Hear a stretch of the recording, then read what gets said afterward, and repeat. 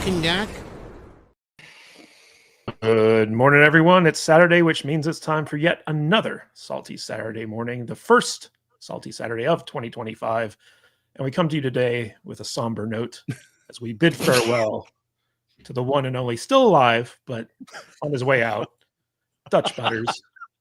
This is his last Salty Saturday as a regular panelist because he's decided to join the corporate world on a Saturday morning. No, same job. What the hell is wrong with you, Dutch? What? No, really, what is wrong? People, do you have any last words DMs, that you would like to share? DMs. Are you okay? Heard you were dead. You know, it's like what is going on? I don't even know what's happening. You are resting in power on this show. Yeah, you know, so I gotta leave so I can spend more time, you know, playing video games and stuff. Do you want to explain to everyone what's actually going on? What's actually going on is my schedule at work is changing. So I have to get up at 4:00 in the morning. And I thought I misheard it. I thought you said you were getting a sex change. No. Yeah, I thought your gender was changing is what I thought. My parents did that to me when I was 11. So we got that all taken care of and out of the picture. Gotcha. I'm fully transitioned now in my 50s. You were a woman and now you're a man who was a woman? I guess it's weird, right? That's why he eats so much yogurt, Tom. So. But you like women, guys. That's biologically impossible. Let's just not get into that nonsense. Jeez. But you owe them for being who you are. Yes. Enough of this nonsense. I put up with your guys' crap for long enough. 2025 is going to be different. Damn it! I'm leaving. No porn. No weird. No, I fully support it. So, because if I ever need to hide a body, you're the one who's going to help me because you can get away with anything now. You have a free pass. So right. All right. Well, not after Zuckerberg got rid of all the fact checkers on Facebook. It's the winds are changing. I don't know. Best Picture, I think, is about to go to a film that features a to everyone out there watching. So originally, Salty Saturdays was Dutch Butters live stream. When we first started live streaming, we divided up into 3 categories. The first was Alex, who is going to be replacing Dutch on the Saturday show. He did a Monday night interview show, and then I did a Thursday afternoon show about bad writing and stuff like that. And then Dutch was like, I'm just going to fuck around on Saturdays. Yeah. And his was the only show that actually gained any traction. I was going to say, sadly, the show that you talked about with bad writing, it got canceled because of bad writing, ironically. Yeah. Writing was terrible. It was awful. Just terrible. Yeah. But we've been doing Salty Saturdays for going on about 4 years now. Really? Has it been that long? It's been that long. Yeah. We started it in 2021. And, over time, the panel has changed and we've brought on regulars that we really enjoy having here every Saturday. And luckily they enjoy it too, because they keep showing Tom. up. We bring Tom on every once in a while. So, that too. They allow me in the door. But we're going to have Dutch give his farewell at the end of the show. But Dutch, is there anything you want to say to the audience who's been with us? I have to write a speech. That's not farewell address. That's going to be super short. Like, hey, final words. See you later, everybody. I have nothing really to say right now, other than it's just really cool to see everybody. I was shocked at how many people were waiting for the stream to start. That I think it's just our normals. You know, the show has gotten way bigger. Bilbo speech. Yeah. I don't know it by heart. I've only read the book once, and yeah, man, I'm shocked. You know how much the show has grown in the last 4 years, and it's just getting bigger and bigger. You bring on really good guests, Matt, and you produce the shit out of it, and it's all because of you. We started it together, but you put a lot of more work into it than I do. So I appreciate you, man. I really do. So, and all you guys that come on here every week and put up with our nonsense. So thanks, guys. Appreciate you all. I'm gonna miss doing it every week. You're welcome. And we appreciate everyone who's in the chat. And according to Dutch Butters, this was his final decree. We have to go for 15 new members today. So 15. We already made it. We've already made it. Let me get to it. I've got to do house cleaning here. Okay. All right. Don't forget to clip and comment the show. So if there's a bit about this live stream that you like, clip it, send it to the internet, and it'll be highlighted on our channel. And also, guys, the two brothers are back in business, The Brain Show. Oh, Nice. 12:30 p.m. Pacific time, 3:30 Eastern time. It is happening today. yep. Ryan and Shane are back. Actually, closer to 12:15. I'm gonna start as early as I can, but the latest is gonna be 12:30. It's already so 12:06. We're going to be instantly transporting you once the show is over to The Brain Show to watch Brian and Shane get canceled in real time. Yeah. Have their entire YouTube channel taken down because they're going to be talking about stuff that nobody else likes to talk about. He was like, well, now that we're not a YouTube show, what do you want to talk about? I'm like, lesbian firefighters. He's like, okay. Look, I'm putting the line. Oh. I'm putting the line at 25 minutes before your channel gets taken down. Well, the problem with lesbian firefighters is they don't know how to handle the hose. Oh God. True. Oh God. True. That was a good True, one. true. That was good. That was solid. Dun, dun. Use your drum rim thing. There we go. That's good. And guys, we're welcoming Alex, the salty nerd himself. He will be Dutch Butter's replacement going forward until he gets too upset with us and decides not to show up Talk anymore. about trading up, man. Holy cow. If only we can get him to put his camera in the right position though, because right now it's I know. looking this way, Oh, which is weird. He's making me look uglier by the second, which sucks. Yeah. oh, hold on. This is He actually somehow looks how- skinnier than all of us, and Yeah. the camera is poining up at his face. I don't understand There we this. go. And he's got drop frames. Yeah, I'm what's growing going on right ouch. now? He's got dropped frames. Well, that's the studio. Alex, That's the He's studio. at like 12p, and he looks better than He us. does. Yeah. Alex was already complaining that he had to wake up before 10 a.m. on a Saturday just to be I here. know, dude. So the salt's Yes. already flowing. Alex, do you want to say anything about? I got a text from the, Alex. Says, the "Wake up, introduction? motherfucker!" I was like, "Oh, now okay." So now we're doing this every Saturday. This is Now we're doing this. I told This him is he how has it to is. do it now because I've been doing it, but I was like, You have been, yeah. But Dutch is nice about it. He's like, "Hey, bro, we'll wake up. Time to go." Nah, I'm not Alex like, nice "Wake about up, motherfucker!" Kind of like prison. kind of. Yep. Don't drop Like, the quit playing with yourself and get online. Okay, let's go. No. Hurry up. A good Truthfully- morning, bitch. Truthfully, this show has taken on a life of its own, and it's basically become the lifeblood of the entire Salty Nerd podcast channel, which I'm super proud of. You guys have been knocking it out of the park, and I feel like me not being involved has helped that happen because I'm like YouTube kryptonite. So I'm like, whatever you guys just keep doing what you're doing. I got no say in this little channel you guys got going. So I'm just here to support my buddies. I am very happy that Dutch is going to day shift though, because that means that him and I have more time to grow our video game channel, which has been doing really well. And that's really his dream, is to go full time on the video game stuff. So if you are a fan of Dutch and you come to Saturday every day and you're one of the hundreds of people that watch this show, please go over to the video game channel and support Dutch in his dream of being a live streaming video game nerd. Because he actually does a really good job, puts on a really good show, and we have a lot of fun. So head over there and do that. Yes, indeed. And also want to introduce the rest of our panel. The lover of pineapple pizza, the Lord of the Shells, Odin from the Epiphany is here today. Yes. Howdy, Odin. Howdy, and blessed Epiphany tide to everybody out there. Yes, and What? the man who can make who can make It's Alex Epiphany look time. ugly is Tom Connors Jr. from Midnight's Edge. How you doing, Tom? I'm pretty ugly. With Photoshop. I got a voice for radio and the face to match. We all That's what suffer they from tell that, me. I'm sure. Yeah. Tom, you're beautiful, man. Don't let anybody else ever tell you anything You're otherwise. beautiful turtle, Oh, man. Beautiful. so Beautiful. beautiful. Compared to Dutch I like Butters. turtles. And of course, he's here. He's queer. He's our shield against all things intersectional. Brian from the Podcast That's and right. the Brain Show. Only reason I'm still here on this show after 4 years. Because I'm trans. Wait, I thought I was today. That's That was correct. my thing. All right. All Glad right, to be guys. here. So as you all know, every year we recycle or I should say, reset the leaderboards for our fans, for the people who send us super chats and all that stuff. So we don't have any top donators or anything to set up right here, but there is a new opportunity for people to get listed on the leaderboard now that we've reset.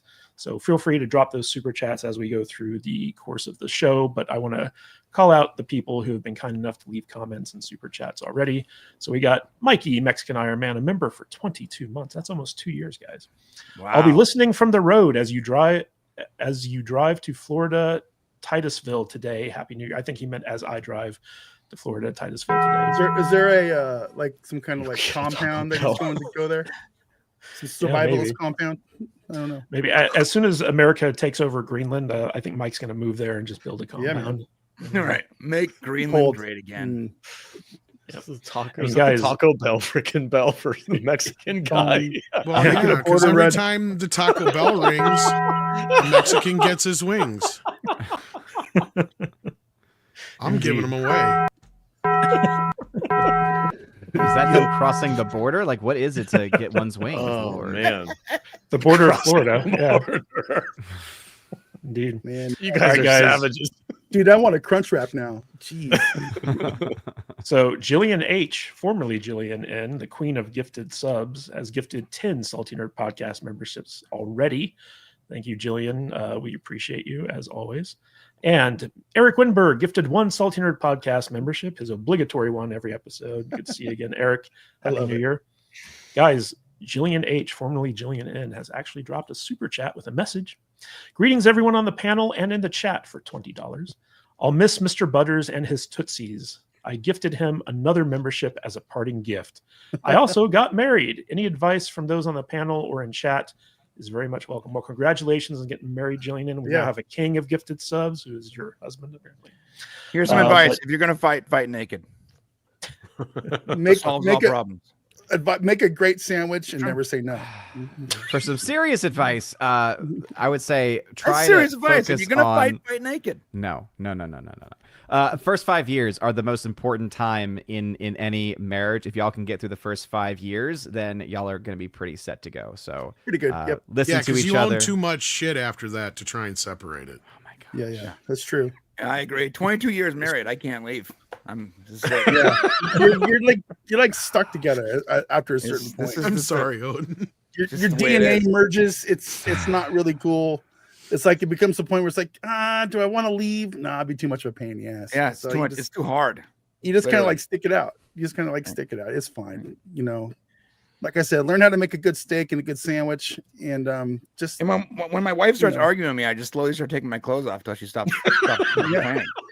It's like we can be in a mall, a grocery store, my kid's school. It doesn't matter. I just start slowly thinking. She's like, okay, all right, never mind. Your husband's gonna get. That's why they put you on that list, Brian. Yeah. Gosh, he's gonna get fat now because the courting phase is over. He can let himself go. You should have seen me when I got married. Jeez. Yeah, man. I used to be in shape. I had a 4-pack. Couldn't get to a 6-pack, but I had a 4-pack. Yeah, I didn't have man boobs. It was awesome, but at a certain point, you can start farting in front of him now. If you fart in front of him, the marriage will last forever. If he laughs at you. 100%. If he goes, oh my god, I can't believe you farted, then the marriage is over. If he laughs right away, then you're gonna be together for 50 years. I've been married for 14 years. The other night, my wife was drinking some fizzy alcohol drink. Please tell me. She comes into the kitchen, puts it down. No, she freaking burps like a freaking champ, like a 10 out of 10 burp. Right? Yeah. Puts the can down. I do a little backhand like this because I'm facing the other way. I just put my hand out like this backwards. She freaking gives me a high five, and I'm like, "Good job, babe." Good tone. That's a low five. That's marriage. That's freaking do that. Yeah. I owe Jillian burp and fart. Yeah. A little. I was supposed to talk to her yesterday, but I wasn't on the show. So Bat Tom has to give advice to a married woman. Look, you picked the wrong guy to ask for marriage advice from. Okay. Like, I slept with a ballet, like the entire ballet. I rented them so I could get into China. Remember that? Or was it Japan? I don't remember. They're all the same. Anyway, look, I'm a horrible husband. I would make a very bad husband, so I'm the worst guy to ask this stuff to. I don't come home at night. I'm out all night, driving around in my fancy car. I sound like I have a midlife crisis, and I probably do. But look, as long as you just lie to him daily, it should work. Yes, That works. indeed. That works. Lie. Yeah. Yep. Make sure you have a separate bank account that you don't tell them about. That always And is separate very cell popular. phones. Yeah, Yeah. extra cell Adopt phones. older young adults into your All right, home. guys, we got a 5 Salty Nerd gifted memberships from Major Chai Chai. So we've hit our goal for today. Thank you so much. Appreciate you guys. Thank you, Major Chai Chai. That's awesome. And Anthony Mark for 199. We will all miss Dutch. Hail Salty Nerd Gaming. Indeed. And Major Chai Chai member for 12 months. Dutch Butters, you will be missed. And Happy New Year to the panel. Happy New Year to you, Yeah. Major Chai Chai. And of course, the Joker's Voice member for 22 months, almost 2 years. The man, the myth, the legend, Dutch Butters. Yes, indeed. I feel He's so not low. dying. I know, right? And Shorty Short for $2. Our shelves, oh swag, movies required for YouTubing. Yes, as you can see, all of us have shelves behind us. And you need And that. swag. Yeah, you Mhm. need that to be a YouTuber. I think it's Yeah. Brian- a Brian law. just has a bunch of crap behind him. I don't, Yeah, I don't see really him have shelf. I have like this garage organization thing that I painted black and just started stacking shit on top of it. It's not really a shelf. Those I guess black this is and sort of yellow. a shelf, sort of, but not really. Shelving is a I'm problem. gonna get a bunch of those It's a black problem. and yellow shipping containers that you get at Lowe's. I got a Just ton of stack 'em those. up behind me. Yeah. Yeah. Yeah, a ton of them. And we got Blair de Blair gifted 1 Salty Nerd podcast membership. Thank you, Nice. Blair de Blair. Appreciate that. And we have Late Night with Cat podcast, aka JT Gun, for $2.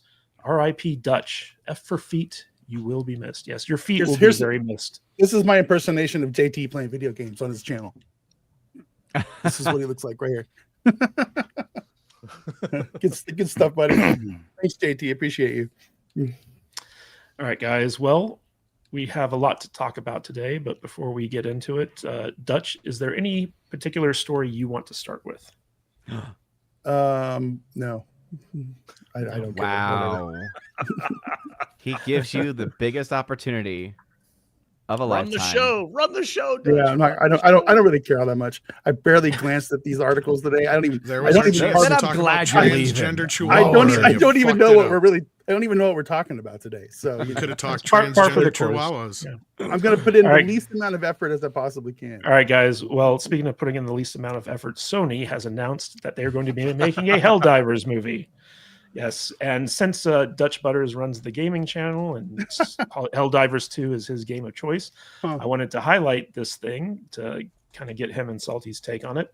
So Sony is making not only a Helldivers 2 movie, but a Horizon Zero Dawn movie as well. And it seems like Sony finally woke up to the fact that, hey, you know, gamers might like to check out movies. Super Mario Brothers did really well. Sonic's doing really well. We have all these movie or video game properties. Why not do something with them? So, Dutch Butters, what do you think about the announcement that Sony is going to be adapting Helldivers 2 into a actual movie? Well, if it happens in 3 years from now, when it'll actually come out, then I'll be excited and stoked about it. It'll be fun. But you know, they need a good director. They need a good writer. So until they announce those things, this is just another, just dust in the wind, man. Is until I see some actual news. This is no different than Disney coming out and saying, "Hey, we're gonna make a bunch of crappy Star Wars movies to get some social media exposure and talk going, and then And it'll they go don't do away. it. Yeah. Then they don't do it. So Right. until I actually see it happening, until I see a trailer, I'm not going to get super excited about it. What is that, Tom? That's Starship Troopers. Oh, okay, yeah. We So, already got one at home. yeah, and we have Starship Troopers as well. We do. We have that already. It's not starring John Helldiver though, so I guess we'll see True. how it goes. It's not starring Dutch Butters. It's Dutch Butters and the Because by the 18. time this movie comes out, I want you to be a household name in the Helldiving community, so that they have to put you in there. Yeah, you'll be the Asmon Gold of the Helldivers world. Okay, Yeah. sure. Yeah, They're gonna put him behind a desk and as an extra. Yeah, I'd be down for that. I don't know if our audience knows this or not, but we actually have 2 of the developers from Helldivers 2 on the panel right now. What do they think? What do they think of the potential of their game being turned into a movie? Is that an inside joke? Oh yeah, it's going to be a very good thing. When this movie starts to come out, it's going to be lots of very diverse and exclusive gay Helldiver people going to be on the show. It's going to be fantastic. It's going to be very good. Yerker, you know for a Uh-huh. fact that we're not supposed to be giving away any trade secrets from the movie development that we were specifically hired to go do. Okay, Is that Chris Well, Hemsworth? you need did to sign the really, thing, really didn't I? keep your mouth Yes. shut. Okay, you need to I learn your can't. lesson. I can't do this. I can't do this. What accents You're are putting me on the these? spot. These are really bad Norwegian accents. They're terrible. Norwegian? Yeah. Yeah. No, it was Russian. no, not even close. Not Like even a close. Russian- Not They're even not even close. close. Maybe a Russian But- Mongolian, perhaps. I don't think Tom Yeah, knows yeah. about Norsemen. I think No, those are Tom's spot never. on. Yeah. That is 100% Arvid and Yerker. Does from he the- know who my fucking boss is? I don't think he does, Tom. He doesn't know. He doesn't know who Andre is, dude. Andre's very Norwegian. Very Norwegian. Yes. It doesn't sound like that. No, A little bit. You know what's No, funny not though? really. You know what's No. funny though? A little bit. The That the sounded actual like Chris Hemsworth, only gay. the actual freaking CEO of the Helldivers 2 Arrowhead development team sounds exactly like that. You does. might be right. All the Norwegians sound different. That's They the sound- problem. It's pretty funny. Well, Tom, as you pointed out, we already have Starship Troopers, which Helldivers Yeah, I don't 2 really know is based anything on. about this Helldivers thing all that much, other than it's based upon this. Which I agree, there are certain properties, Matt, that can totally be translated into movies. Mario Brothers, Sonic, Mortal Kombat. That's about it. Other than that, it's already a ripoff of something else. So we're getting Steve the movie. Well, that's the bugs. That's a are just multiplicity part of it. reference, by the bugs way. are just part of it. There's Terminators. There's bugs. There's I don't know what the Illuminate would be a rip off of. Probably War space of the elves. Worlds. Yeah, I War of guess the so. Worlds. But there's all kinds of actually- things that influence this game. So, and I think it's all Yeah. super fun. Well, just my understanding is it's basically influenced by Starship Troopers. That Sure, was my whole point. sure. There's a lot of that in there. So we're getting a Absolutely. carbon copy of a carbon copy. Is what I Mm. was getting at, kind of. Could be, but I doubt that's what's going to happen. We'll see how it goes. We'll see. All right, Odin, Sony just gave up on their Marvel properties because they were so bad. Do you think that will translate over into their video game properties? I haven't honestly followed the Sony stuff enough to say, like, have they actually given up completely on it, or they just have no actual plans right now for their Sony content? Because I think it was more of they were going this direction and it clearly didn't pan out for them with films like Morbius, etc. But that they're not necessarily giving up on it like completely. I think it's like back to the drawing board type of thing. Well, they're still doing the Tom Holland Spider-Man, but they don't have access to any other Marvel properties other than the Spider-Man There's universe. nothing in So, development right now. Yeah, which basically means that like basically it's on the back burner, and so like theoretically in the next year we could hear. But something. the Marvel movies were so bad that they had to abandon their plans. So, Yeah. The do you think rumor that, going around is that Tom Holland killed it, and there's actually rumors that they're trying to work out a deal with Sony just to sell Spider-Man back, or Disney, I mean, to just sell Spider-Man back to them. I don't believe that Tom Holland has that kind of power. I don't It believe has that nothing from. to do with Tom Holland. It's Tom Okay. Rothman. Sorry. Oh, sorry. Yeah, I was like Tom Did Holland. I say It's Tom like, Holland? I'm yeah, sorry. I meant that's what I Tom heard. Rothman. That's No, what I Tom thought I heard. At Rothman's least. like, enough of this, because they are Yeah. just costing them money. Yeah, I was going to challenge you to be like, I don't think a guy that says, "Oh yeah, when we have kids, I'm going to retire Yeah, from no, acting." sorry, I meant Tom is the Holland, kind of guy Tom that's Rothman, going not to Holland. Yeah, have the there's kind too of many power Toms, to. and I'm one of them. Exactly.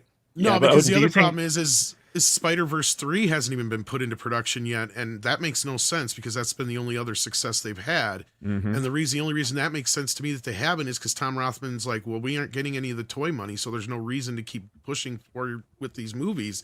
Because Yeah. the movies themselves, as Odin will tell you, don't make the Spider-Verse movies have been on the low end of the box office. I mean, they're fine. Like it's like one of those things where it's like, yeah, they can make their money back and maybe make a little but they're not bit. getting the $2 billion in No. toy sales. That's what pissed Tom Yeah. Rothman off. Absolutely, and like they're not like some of the other larger titles which can bring in, even if you weren't getting the toy sales, right, you would still be getting kind of a big payday from the box office. That's just not happening with these. Like they do fine. But yeah, as far as like whether or not this will translate over like the type of failures that we're seeing from them in the Marvel sphere translate over to the films, it's really hard to see. I mean, Sony is one of those interesting companies where it's kind of like a mixed bag of things, right? There's some things that they can do okay. There's other things that they don't do well, but at least they're not like a Lionsgate, which is just like at the point now where everything they do is complete garbage, and they're not making money on anything that they're doing. And this has been like the last like two years or so that's been happening. So at least they're not that far. I mean, but you guys are talking about this live action Spider-Man with Tom Holland, not the animated Miles Morales. Spider-Verse it was the animated ones. No, I'm talking about the animated ones. They still haven't got part 3 in production yet. It's just sitting there, and nobody knows why. So Brian, you know, famously, video games have fared not very good being adapted to the big screen, but there seems to be a turnaround here where basically you have these animated versions like Super Mario Brothers, Sonic, and stuff like that are really, you know, being really successful. And Sony is sitting on a ton of video game properties, and they're like, hey, why don't we start adapting some of these to movies? However, you know, it's been Hollywood still hasn't cracked that nut on how to like figure out how to successfully adapt video games. So what's your take on this? Yeah, I don't really know. I don't know how to do it. You know, I remember watching the trailer for Doom with The Rock. Do you guys remember that? Oh yeah. Yeah, Carl and I Urban, remember, The Rock, and I remember seeing the footage where they showed the first person, and I remember in the trailer, and I remember thinking, "Oh my God, have they done it? Yeah. Have they finally cracked the code?" Because for a couple minutes in the movie, there is this footage of the first person shooter. Could it be the same level of excitement? And then you watch the movie, and clearly they did not. Well, there's that one really cool scene in that movie though, where they like go into video game mode. I thought that was kind of fun. And then it the fades scene I'm out of talking it, about. and you're like, but it's that's neat. it. I like Oh, interesting. That's what I'm talking about. Like, but it's like 30 seconds long, right? Yeah, it's a minute and 80, Right. 37 seconds. The thing is, that one scene was really cool. But the rest of the other hour and a half long, it sucked. Yeah. One exception. Semper Fi, mother effer. Okay, that was good. I thought that was hilarious. I like the scene where they finally explained to normies what the BFG gun is. I thought that was cool. But the thing is, like they really have a hard time adapting video games. And then like a few years later, I watched Warcraft, and that video game was a pretty good adaptation of the first Warcraft. They just told the wrong story. But it was the wrong story because by the time they made the movie, the gamers who wanted to see that story were already three sequels into a game. They're already on Frozen Throne and WoW is starting. So they're making the first story, and we've already seen that story. We're literally a decade beyond that because it takes way longer to make a movie. So I think it's all about picking the right property, picking the right writer, and this is probably for anything, but specifically for video games, picking the right property and picking the right writer who actually likes the game. Which the first Witcher season wasn't bad, but to be fair, you had someone like Cavill who was like a huge video game. Isn't that more based on the books though too? Sure. Okay. Yeah, that's true. But you had someone who was sitting in the corner being like, no, this has to be this way. We got to do it this way. So you need to have someone who loves that game in order to make a movie based on that game, because he's going to know, he or she or whatever is going to know what the gamers want to see. And if you please the primary audience, then they'll get the word out and the rest of the people will show up. So Matt asked about specifically about the Mario Brothers and the Sonic movies when you first asked that question. And those movies, to me, they stuck to the source material. They did not make movies that seemed like they were woke and full of a bunch of DEI nonsense, and they were Sonic fun. stuck to the source material after they stumbled. Sonic did that thing where they came out there with that hideous looking Sonic, and everybody said, "Nope, we're not watching that shit." What? And they went back in there and then they made Sonic. They brought Sonic onto the movie screen, right? And I've only seen the first movie. I haven't seen the other two, but my understanding is that they've kept up with just the family friendly fun. I just watched the third stories, and that everybody I know loves these movies. I can't say personally because they're not really my thing, but I know that they've been trying to just make fun entertainment again with these specific movies. And I know I love the Mario movie. I thought it was fantastic, so they need to keep making movies like those and not go down these stupid do you guys know? Doing, so you guys know what else we love? Super chats. Well, we got. I just want to. Let me read this, and then you can have your final thought, Tom. The Mum for 199 was only showing up just to see Dutch. I'm good now. So, Here I am. Dutch, you've lost us ratings. Thank you very much. Go ahead, Tom. Well, I was just going to say, like, the debate you guys are all having here is the exact reason why there'll never be a thing. It's never going to be a thing. There's never going to be a video game movie genre craze like there was with comic book movies and other things like that, because it's just an incompatible thing. And this is coming from somebody who's been a film fan my whole life, raising a video game fan, a kid who didn't want to watch movies and television, but loved video games. And the difference is the audiences. Yes, there's a little bit of a crossover, but there's such a different audience, and it's just never going to work. There's too many variables, too many differences, unless you're talking about the few exceptions like Mario, Sonic, which are now on a level of like Bugs Bunny and Mickey Mouse, right? Like there was a time back when there was a story put out there that Mario was the most recognizable character in the world over Mickey Mouse and Bugs Bunny. So that is a big reason why Mario works. Sonic is a similar situation. But when you're getting into the nitty-gritty of some of these other games, like, it's really difficult for all the reasons you guys just were debating and talking about, to pick and choose what it is to translate over into the other medium, because what a game means to one person means something completely different to another. The way games are written and formulated is completely different than any other medium, to where a comic book, a book, is a lot easier to adapt into a movie, or a TV show is a lot easier to adapt into a movie. A game, it's like, where do you start, unless it's something like Witcher, where there is a book series to go back to, right? Like, again, there's another exception to the rules. Look at Last of Us. It's a great example of how some people say it's a great series, but a lot of people dislike it, right? Like in Mortal Kombat, the movie that came out like 2 years ago, right? Some people thought it was fine, but a lot of the gamers, they were debating left and right, back and forth on what it was and all this other shit. And it's like, this right here is why video game movies will never be a thing, because it's worse than comics and anything else when it comes to the fan base and what their expectations are to be put up on the screen. And on top of that, when we already have movies that feel like video games, that's a problem, right? When I go to the last 2 John Wick movies and I'm like, where's the controller? Because I feel like I should just be playing the game at this point, right? That's another problem. So to me, like, cool, Doom has a gimmick and it works. But when you start doing shit like that for every game, it's just like, I might as well just be playing the game.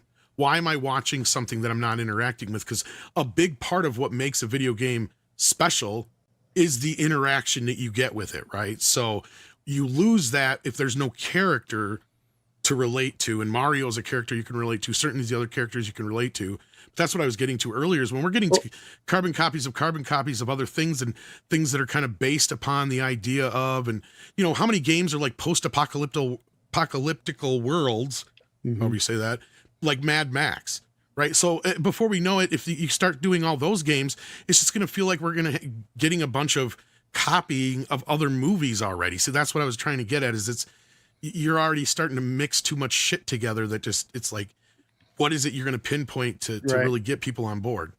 You know, the other thing is, and Matt, I know you want to move on, but I have one more comment I want to say. You know, we've been playing Mario games since the early 80s. You know, I grew up with Mario. Everybody on this panel grew up with Mario, the whole planet.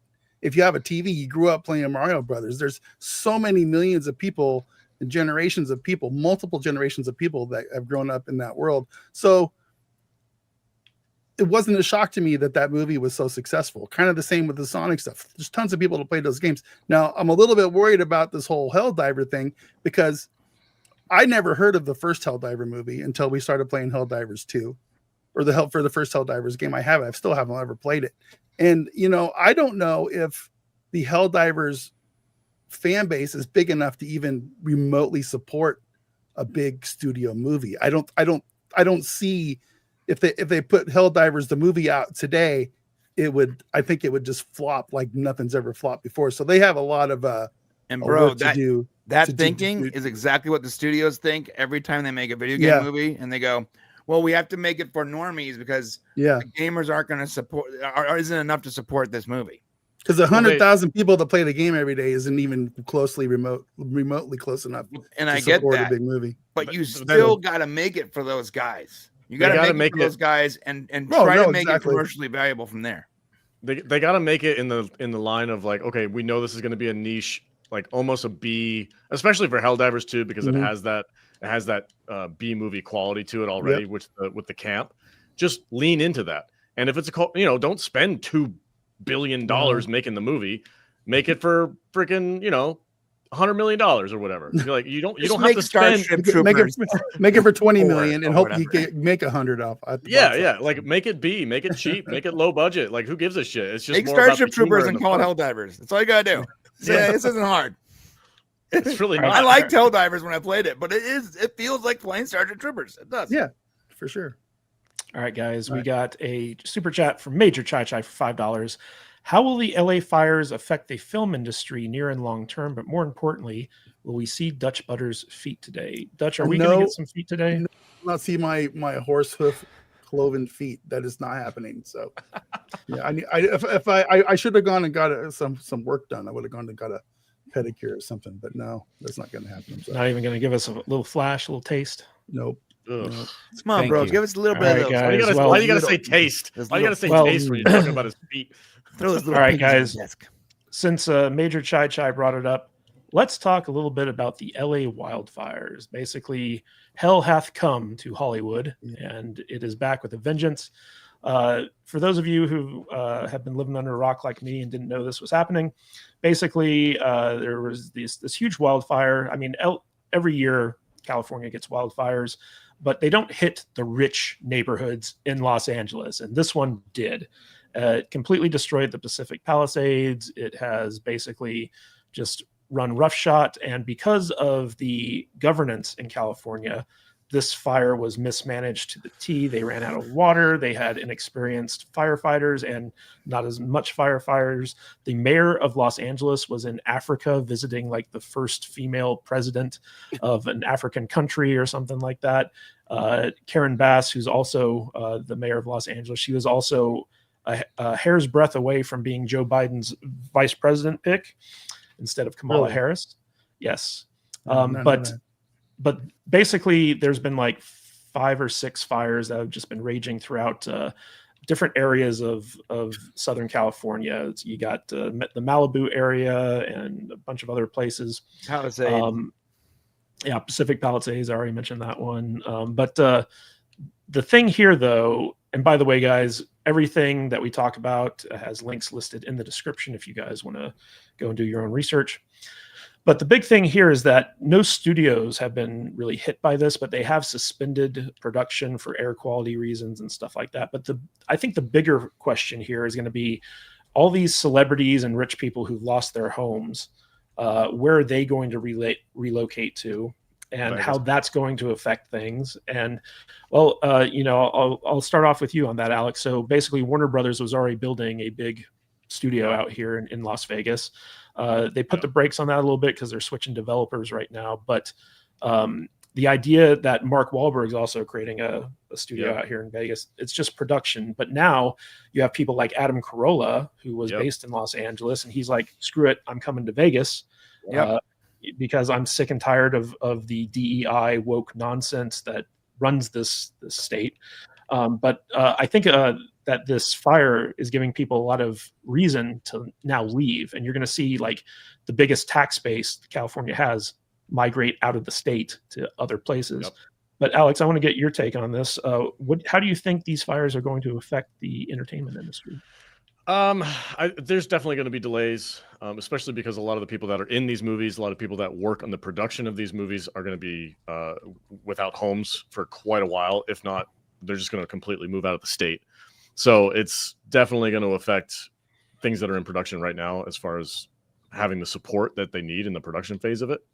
But I think a lot, if not all of the movie development is going to probably move over to Vegas. And Vegas is going to be 3 times as big in the next 5 to 10 years. It's going to be freaking insane. I don't know how the infrastructure in Las Vegas is going to support that much of a migration, but we got to get ready for it because it's going to happen no matter what. It's crazy. It's absolutely crazy, but it also Yeah, seriously, like I don't really want to live in LA 2.0, but that's kind of where we are right now. No, So it is what it is. Well, they'll bring their politics with them. That's the thing that sucks. You know, I made a post. It's like, hey, yeah, all these rich celebrities are going to show up. All you people in LA, you know, I feel terrible that you've lost everything and your houses burned down. Nobody needs to go through that. That sucks. I feel terrible for some of these people, except for Mark Hamill. Fuck him. But they're going to move over here and they're going to bring their stupid politics with them. And they need to leave it there. They need to understand that, you know, your politics are why you didn't have any water to fight these fires. That's why you didn't have any underbrush clearing that would have prevented these fires from burning like they did. It's these policies and things that these people all voted for these people that got into office that cause these issues, you know. And it sucks because, you know, even up where I'm from in Oregon, same thing's happening up there. The forests are gonna just burn up because they're not letting Mother Nature do its thing, and it sucks. And Mother Nature is gonna come back with a vengeance because they're not treating things like they should. And I don't know, man. As far as the studios here, yeah, they're gonna come. They're gonna get built, and that north part of town up there in Summerlin and everything is gonna go crazy. There's gonna be a big Las Vegas Hollywood sign up on Red Rocks Mountain over there. It's going to be kind of crazy, I bet, at some point. But we got to get out of here, man. We got to get out of here. We got to move to New Mexico or something. But yeah, it's going to be interesting to see what happens out of all this for sure. Well, Brian, one of the big stories to come out of this is the complete incompetence and mismanagement here. But the big thing was, like, they hired a lesbian fire chief who then made it her priority to hire more LGBTQ plus firefighters, as opposed to people who are actually qualified for it. In fact, there's a commercial out there, a promotional piece for the LA Fire Department by the assistant fire chief, who looks like a dude. She's a big burly lesbian. Yeah, big burly. And when somebody asked her how, because she admitted that female firefighters are not as strong as male firefighters. But when someone asked her, well, how are you going to get my husband out of a burning building? She basically answered, well, it's his fault for being in that position in the first place. Oh my God. That's real. That's real. She actually said that. Yeah. Yep. Yeah. And so, like, this is just emblematic of the mismanagement that's been going on there. The mayor also cut the fire department's budget by like $17.5 million. They had all this water that they diverted to the Pacific Ocean as opposed to filling reservoirs. And they've been doing that for 40 years. Yep. So, Brian, what's your take on that? Oh my God, we don't have enough. Get all brain on us. Take. Yeah, we don't have enough time for my take, but I'll tell you this: for 40 years, we've been taking almost 80% of our excess water. By the way, I live here. I live in this hellhole. For almost 40 years, almost 80% of our excess water every rain season is dumped into the bay. It's crazy. This is not hyperbole. I'm not quoting some 4chan post or a conspiracy theory. This is literally happening. And you know what's been happening for 40 years? I've been told since I was a child that we're in a drought. You know what you don't do in a drought? Throw your water away. It's not rocket science. Oh, you get excess water? Oh, wait. Got to throw it into the bay to protect the fish or make sure there's no brackish water. Whatever your reason is. I know for a fact that the reason, whatever your reason being, it's not as good as fighting fires, having enough water for people to drink. Brackish water still puts fires out. Right. And any water puts fires out. Here's the problem. If you dump most of your excess water into the bay, then you don't have it when you need it. But the reason they do it is because they don't think they need it, because they can just buy it from other states like Nevada, via Colorado, et cetera, et cetera. Here's the issue with that. How much of that money is actually going into buying the water? There's so much corruption for water rights and where the water comes from. It's insane. This state is ran by corrupt people, which is why it's better to dump all of our excess water into the bay, claim it's for some environmental thing, and then have all that excess money to play with every year. That's why they do it. On top of this, do you know LA gave a bunch of their firefighting equipment to Ukraine last year? Wow. Yep. God. Bro, okay, if you lived in a place that was literally known for wildfires, like that is what, like Florida's known for hurricanes, right? Mhm. Like they have hurricanes a lot. Vegas is known for gambling and meth addicts. California is known for homosexuals and wildfires. That's it. That's what we're known for. If you are known for that, then you don't give your firefighting equipment to another country. I don't understand how inept these people can possibly be. You are literally known for this problem. You know what's going to happen every year, and yet every time it happens, you act surprised. Oh, it just happened out of nowhere. No, it's an annual thing, dude. It happens every year. Brian, don't, Be surprised right now. This is an annual thing. Maybe we can be more preventative. How about we clean up the underbrush, get rid of dried leaves, stuff that's going to cause firefighters when the Santa Ana winds around 100 miles an hour. I don't think it's rocket science. The federal government has given the state so much money every year just to deal with this problem that seem to be completely impossible of dealing with. We can't do it because it's so corrupt, man. Well, Brian, have you heard? Brian, have you heard that the reason that they allow these fires and they don't do all the preventative stuff and they're holding the water is because the state needs the federal relief funds from the fires in order to just stay afloat with their budget? I don't know what the reason. That's a good theory. I don't know what the reason. I cannot tell you what the actual reason would be for dumping all of our excess water into the ocean, except for pure corruption. There's no scientific reason to do this. And I've researched this. I've talked to water specialists. One of my good friends actually works for the water. I can't say the word. It's like the water company for Southern California. It's like the government ran water thing. They run all the water lines. They deal with reservoirs and all that. I've talked to him. I've talked to people on YouTube. I've talked to actual professionals that have studied this for 50 years. And the only reason they can tell you that they're dumping water into the ocean is because they want to control the water rights. They want to control where the water's coming from. Well, wasn't that like the whole deal with that? Does anybody else see that show from a couple of years back with Billy Bob Thornton called Goliath? Does anybody remember that show? Because wasn't that what that whole base case was about? Was the Big Sur deal and controlling the water rights and all that shit? It was also the plot of Chinatown. Yeah, it's the same basic thing. Yeah, it was, but I think that was actually based on the real deal. Was my point. The show Goliath was, I think.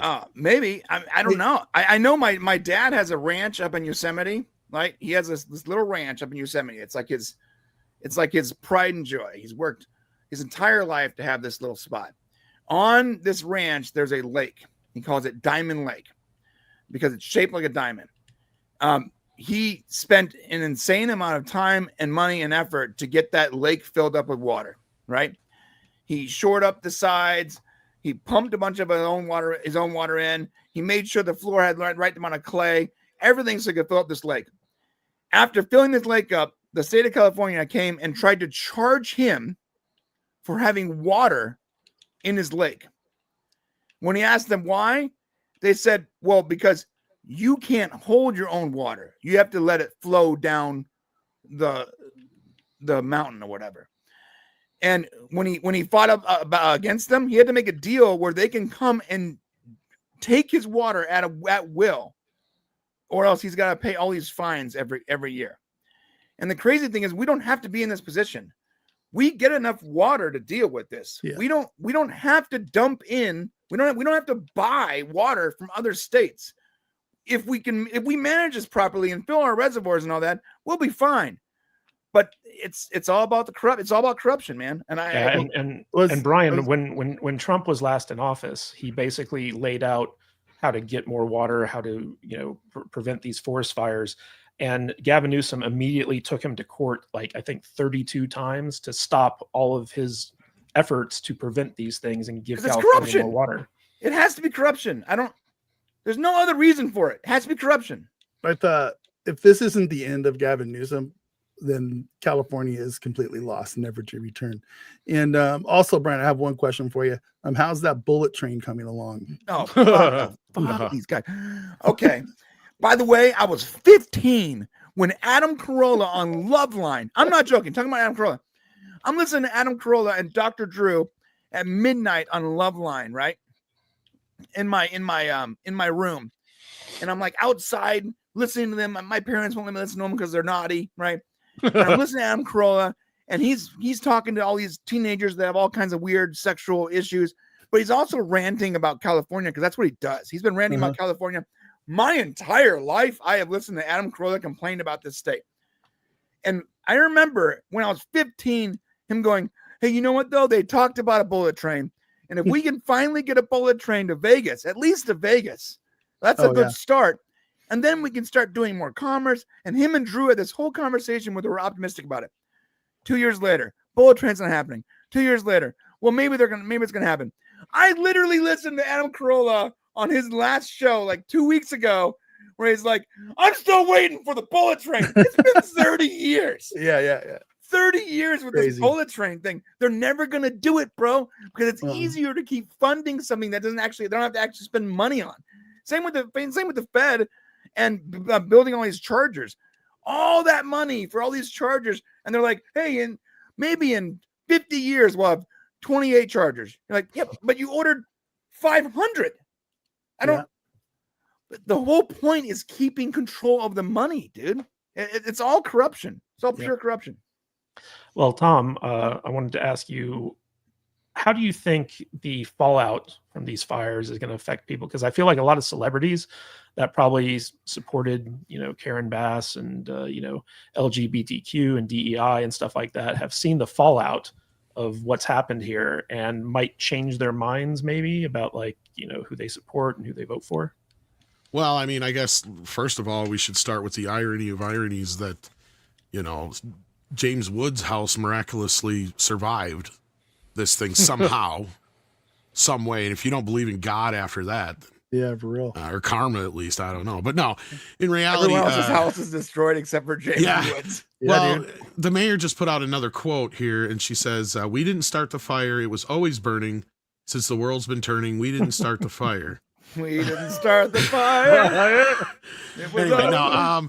As far as Hollywood goes, go to URL for her. Yeah, go to URL for the rest of it. Oh God, shit! This whole thing, again, this is the beauty of when you guys get influxed with people from California and they start throwing their politics around. That's where you just get to go, oh, how is your politicking working for you over in fucking California? That's right. Shut the fuck up. Because you're the ones who got yourselves here. They've been trying to twist this in some weird way to fucking blame Trump. And then as soon as somebody else goes, well, no, wait a minute here. The problem is, okay, look, shit happens. We know that. The issue was the response, right? And everybody's giving you a laundry list of problems with the response.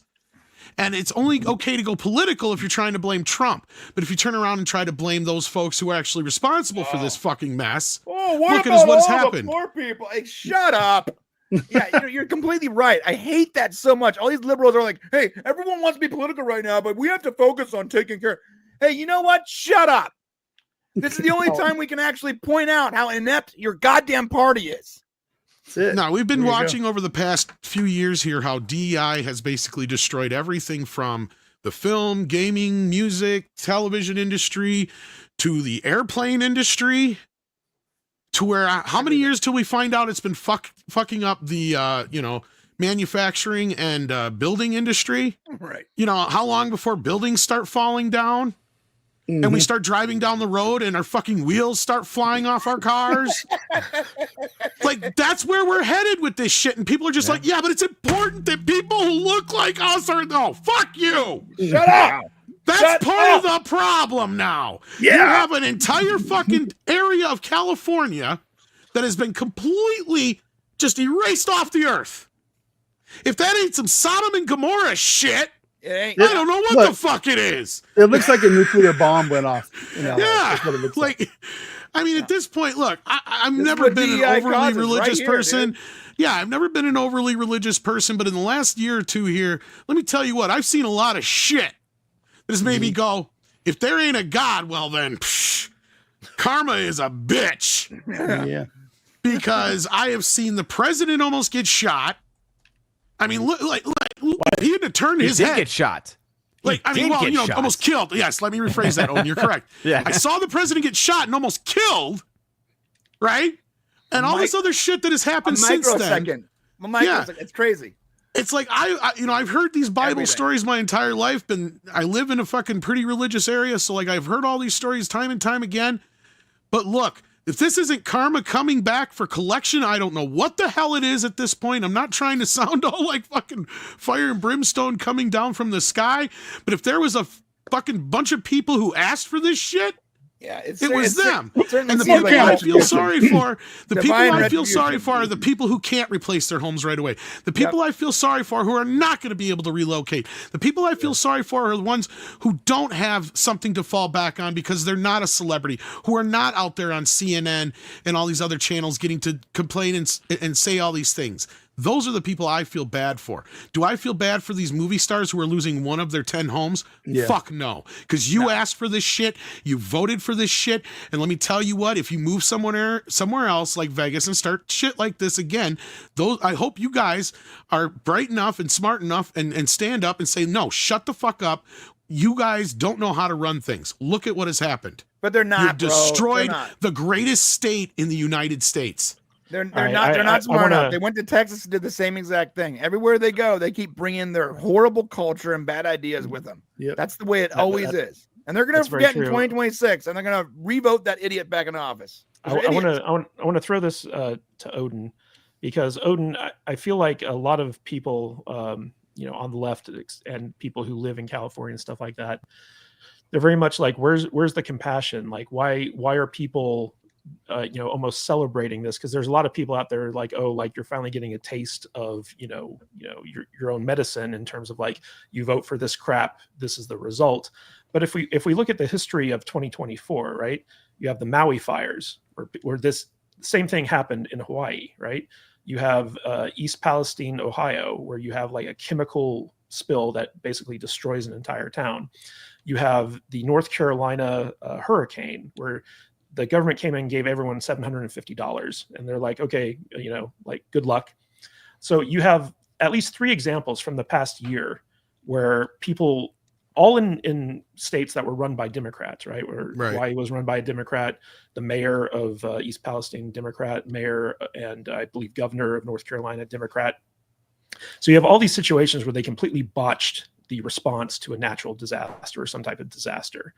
But the people in California get Biden to say like, okay, we're going to give you 100% of the money that you need for the next 2 years to rebuild. And all these other states are like, wait, what? And so like, because of the Olympics and the smart cities of 2028. But I think the issue here is that people aren't sympathetic to what's happened in California for the most part, even though like what's happened there is terrible.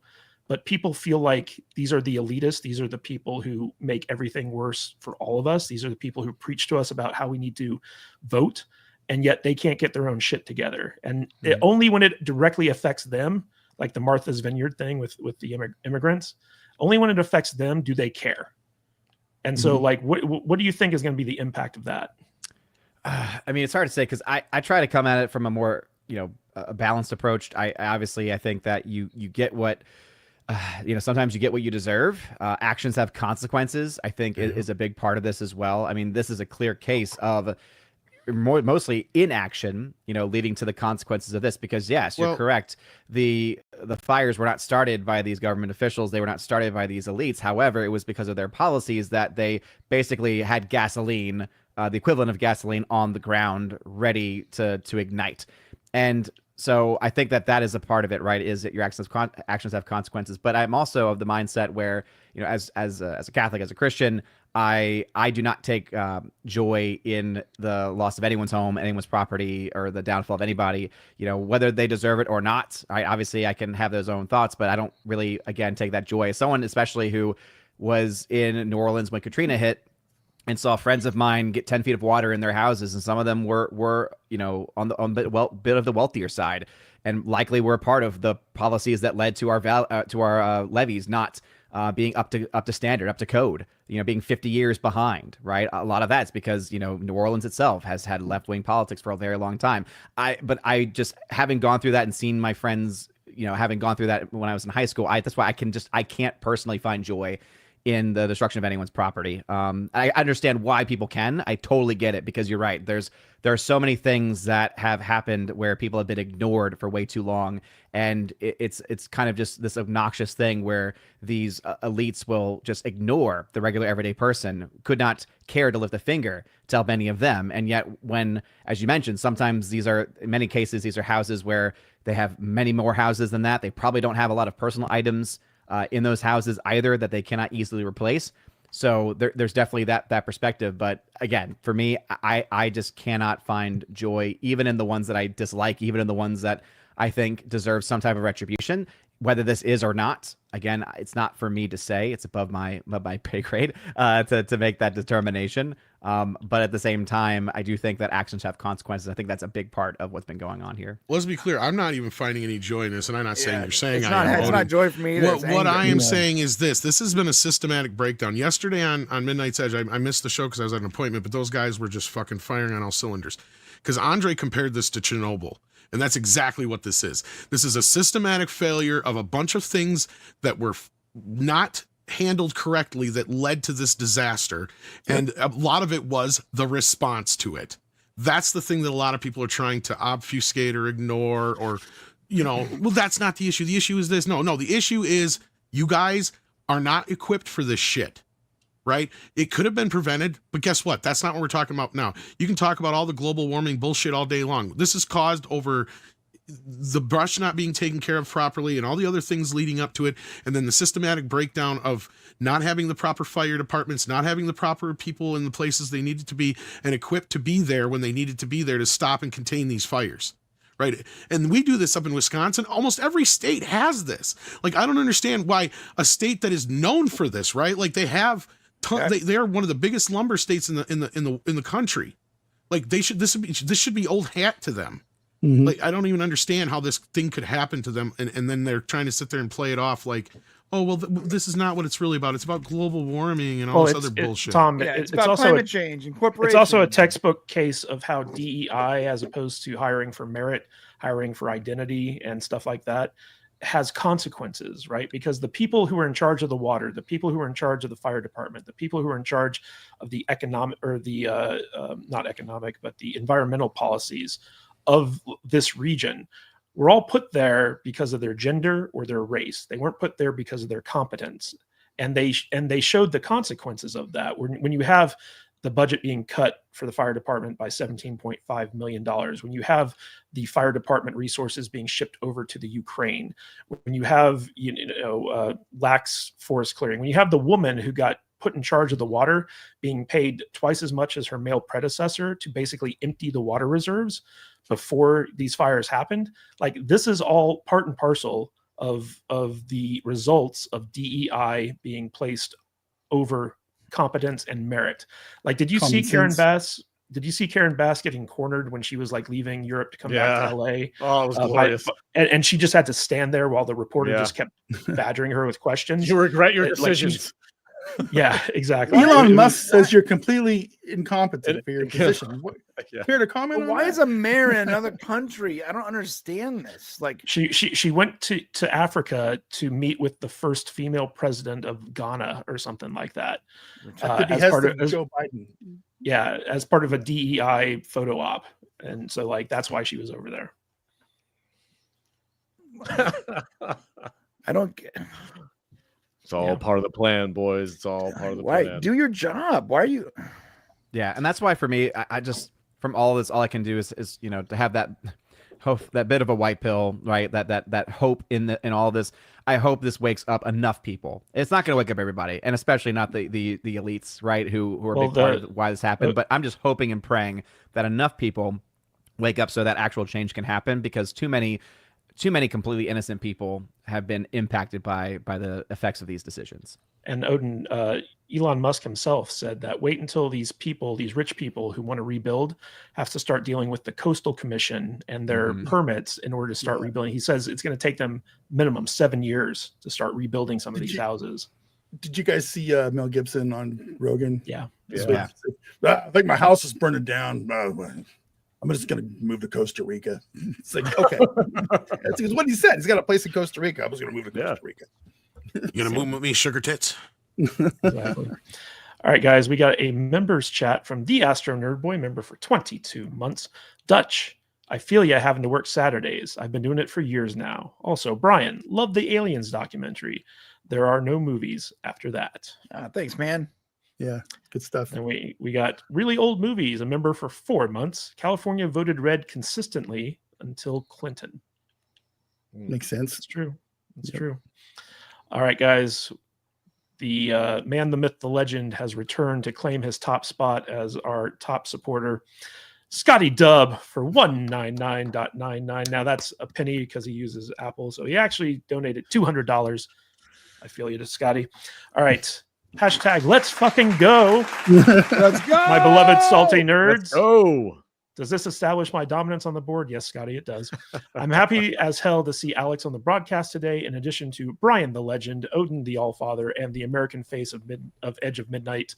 Great troll with today's thumbnail, Mr. Kadish. Thank you, Scotty. I'm glad you appreciate that. All nobody right. else did. Yeah. Tom, get your Taco Bell ready. We got Mexican Iron Man $4.99. Get him, Tom. As a former leftist donor, Democrat fundraiser, and brownie activist, we are in biblical times. Yes, indeed. Yeah. Yes, indeed, we are. And you know who else is in biblical times, guys? Star Wars. Yes. Skeleton Crew. Just when you thought Hollywood couldn't go any lower, Skeleton Crew, basically the latest Star Wars TV show, apparently is in the gutter ratings wise.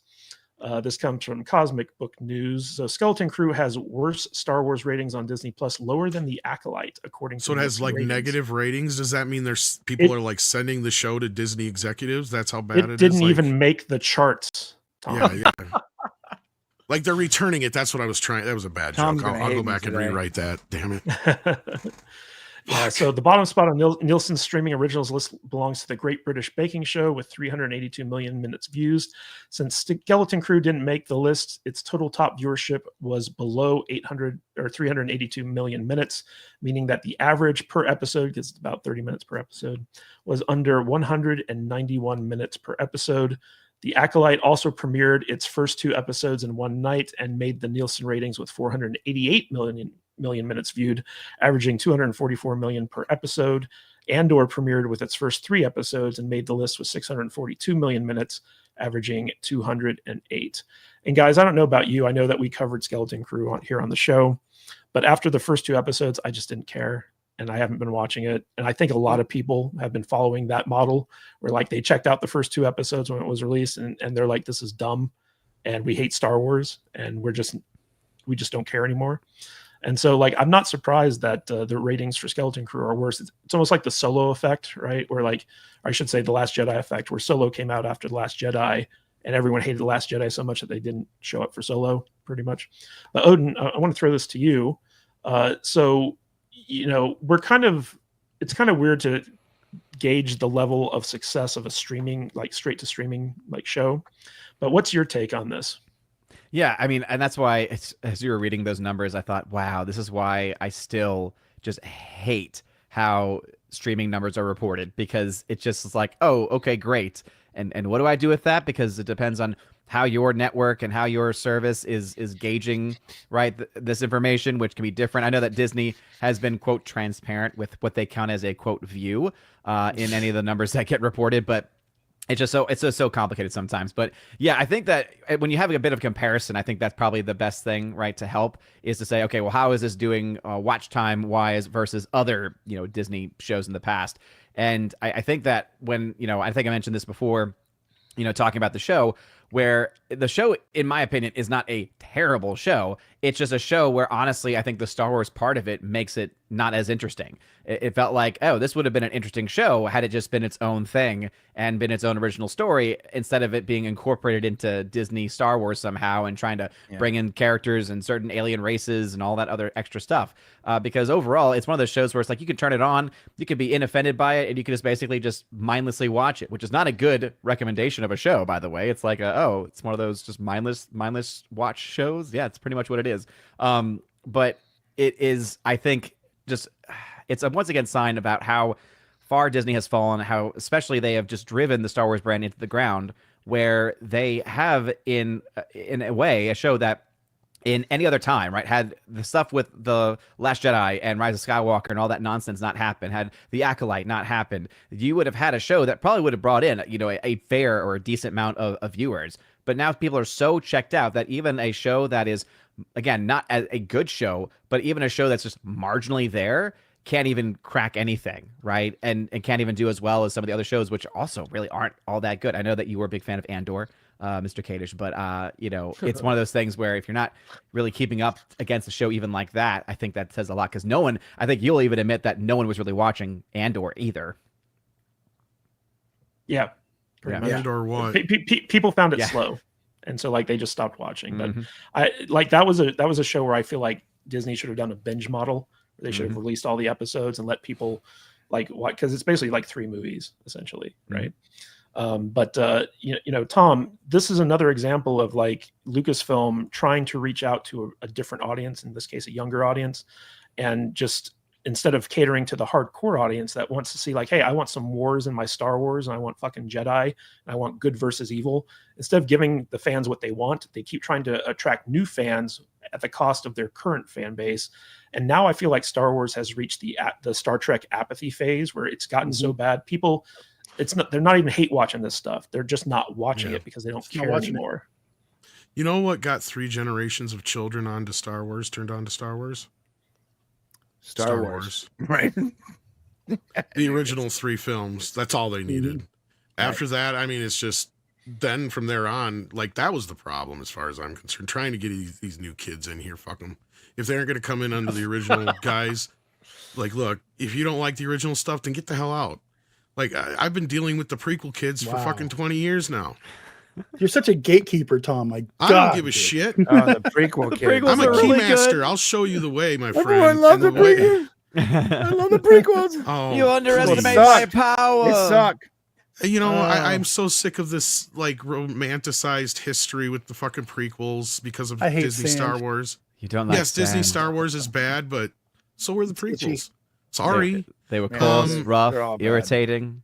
Gets in my taint. It's awful. Look, kids got more important shit to do than Star Wars. Star Wars is so old hat. That would be like us when we were kids getting into Star Wars, getting into like the Lone Ranger. Yeah. That's what it or would be Flash the equivalent Gordon. of. Yeah. Right now, nobody gives a shit about Star Wars. Star Wars is your grandfather's fucking franchise. There's nothing they're going to be able to. Baby Yoda was it. That was the closest they're going to be able to do.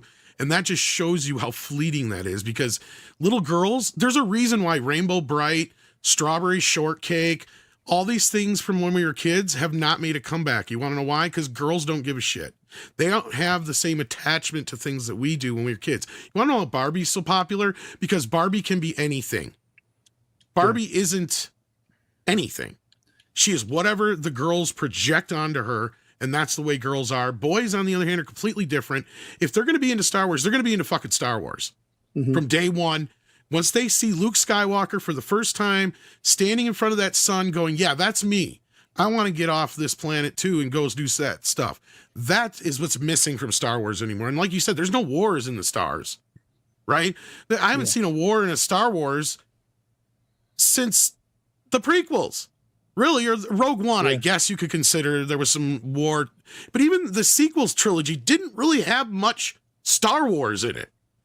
All we saw was the last bits and pieces of what was the rebellion Star and what Battle. was the Empire. Yeah, it was more like Star Chase.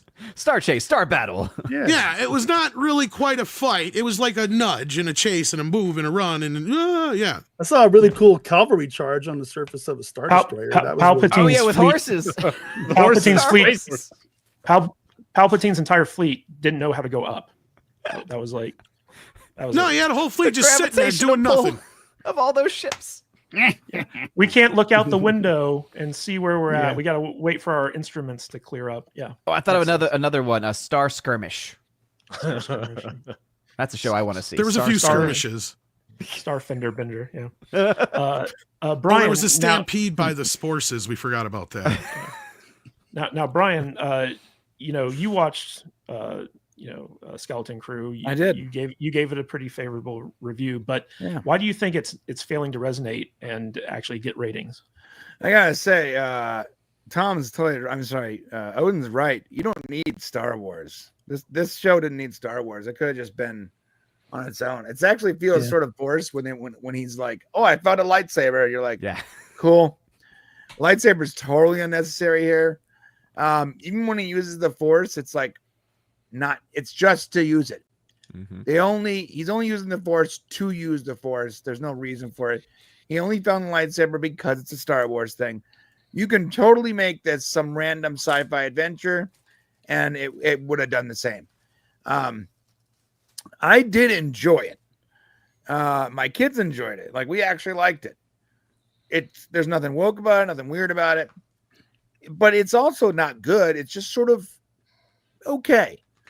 And in this climate with Star Wars, like, okay is like, the bar is so low for me. Okay is actually like good. You can't put something Solo? out.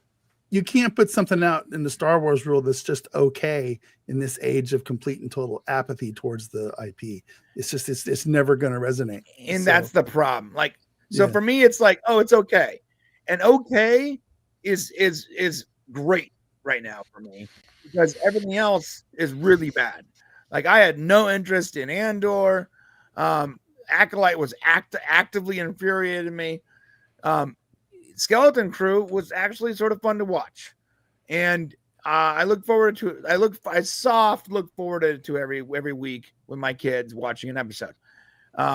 It's not bad at all. It's not good or bad. It just sort of is. And I think Dutch is right. You can't be like halfway in. You can't be just okay when most of the fan base is so turned off to the franchise.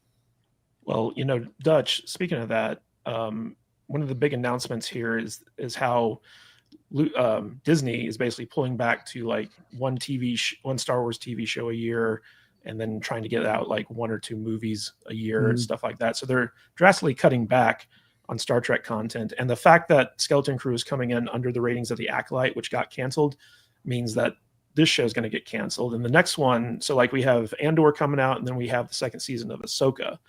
And they just announced that the Hound from Game of Thrones is going to be, replacing the actor who died. Oh, I didn't know that in the previous season. Yeah. Okay. But Dave Filoni seems to be immune to the rating system, because like he can basically take his pet projects and get them out in theaters and get them on TV. What do you think is going to be the future for Star Wars TV on Disney Plus? I think it's just going to be, like you said, I think it's just going to be more of really mediocre to bad ratings. I don't think people really care anymore. I'm a little bit interested in the Ahsoka thing, only because it's just a continuation of the Rebels story. And I honestly, I don't know if I'm even going to bother watching it. One of the nice things about not having to do this show anymore is I don't have to like pretend to watch stuff anymore. So it's going to be great. The stuff that I don't really give a shit or care about watching. I know. No, right? I have to watch that garbage. No, it's your turn, my friend. Oh. So, no, I don't see good things coming for Star Wars. Man, if I was in charge of Star Wars, if I was Kathleen Kennedy, I would retire tomorrow. I'd be done with it. And whoever would come in and take her place, they need to put like a 8 to 10 year moratorium on the whole franchise and just make it go away for a while. Make people, want to get that craving back for new Star Wars content, and then maybe restart it with a new trilogy in 2035 or something. So I don't know, but I mean that's what I would do. I don't want to do that because I'm getting older and I don't want to be 85 years old and going in to see a first new Star Wars movie in 20 years. But if that's what it takes, I guess that's what it takes. It is what it is. So. All right. Well, Alex, I don't know if you know this or not, but friend of the Salty Nerd podcast, James Mangold, the guy who supports us more than anyone, he made a new movie. Monetized. Yes, he made a new movie. It's a Bob Dylan biopic. Oh, called The yeah, Complete yeah. Unknown. Yeah, I'm sure people will be rushing to the theaters to see that one. But so basically, he in his press tour got asked about his Star Wars movie. And for those of you who don't know, he's basically making a movie called Star Wars: Dawn of the Jedi. It's set 25,000 years before the events of Episode 4. Because that makes sense. And it's about the origins of the Jedi and the Force. And the reason that he gave that he's going to be going so far back in the past is because he doesn't want to be tied to any canon that he could possibly screw up. And There's already a book about the Dawn of the Jedi. Yeah, no, I was like, if you don't want to screw up canon, make a sequel as opposed to a prequel. But that didn't stop Rian Johnson from fucking up canon. So, I mean, what do I know? But Alex, what's your take on James Mangold basically saying that, like, oh, I don't want to be bound by any canon with my Star Wars. I just, like, why not just make a standalone fantasy adventure? That just shows that he doesn't know jack shit about Star Wars is really all it is, because there's already books. There's already a history of the Jedi. It's already in print. You can go read the books. Star Wars Theory covers this in depth. Like every week he drops a video about the history of the Jedi. Like, these people are idiots. It goes back to Kathleen Kennedy saying at one time, well, the problem with Star Wars is not canon. It's not canon. There's not any source material to take from. Like, are you stupid? There's 25 years of freaking backstory that you can take. A lot of source material. Yeah. It's like, are you not, even if you don't directly adapt it 100%, you can still freaking take the ideas from it, which I'm sure they're going to do. They're probably just going to rip off the current. No, they're going to take the ideas and not give credit to the actual author. That's what they're going to do. Like the same thing they did with Timothy Zahn with the Timothy Zahn, right? Yeah. The same exact thing. Like, yeah, we're gonna rip off some of the ideas from your awesome books that anybody universally, all people love. The true sequels to the Star Wars movies is the Timothy Zahn trilogy. But no, we're gonna steal some ideas and just that's it. It's so dumb and dead. And the reason why that stupid Goonies ripoff didn't make it is because Goonies sucks too, guys. Okay, kids in movies are terrible. Children in movies are always universally terrible. You're wrong. Anybody shocked that a Star Wars ripoff TV show about a bunch of idiot kids running around you're wrong. didn't do well. It's just fooling themselves. No, Star Wars is dead. It's a dead franchise. My kids don't even like it. And I made them watch the original trilogy when they were young. And I was like, hey guys, check this awesome thing out. And they were like, meh, Lord of the Rings is better. And I'm like, yeah, you're right. My 4-year-old loves Star Wars, for the record. Good for you. Good for you. One of my kids likes Star Wars. Only the original 3 has he actually seen, though. Yeah. My kids likes the original 3 and Clone Wars. She loved Clone Wars. Yeah, but Alex, my kids like Harry Potter. So yeah, I have one kid like Star Wars, one kid like Harry Potter. That's the winner. What's with the hate boner for Goonies lately? I know. I don't get it. I love because it's just nostalgia. Alex has always hated Goonies. He's very consistent. I'm the OG Goonies hater. Yeah. Those kids are better actors in that movie than a lot of adults are in movies today. True that. True enough. But Alex, James Mangold, he gets praised a lot because he made Logan. But he's right. Like I challenge the average moviegoer to actually name that Ferrari movie too. Look, Steven Spielberg. Hold on. Go ahead. Tom, to that point, like he's made a lot of movies that people have seen, but you don't go to a movie because it's a James Mangold. He's not a genre director. That's the problem. You don't walk out of a movie saying like, oh, that was a James Mangold movie. So right. Alex, like he made, the latest Indiana Jones movie, right? And it sucked. It was bad. Right. Do you think that he's learned any lessons from that, or is he just going to continue to? No, listen, You know. his activity, his directorial portfolio before Lucasfilm was pretty solid. You got Logan, you got Ford versus Ferrari, you got a couple, like James Mangold can make a movie. He really can.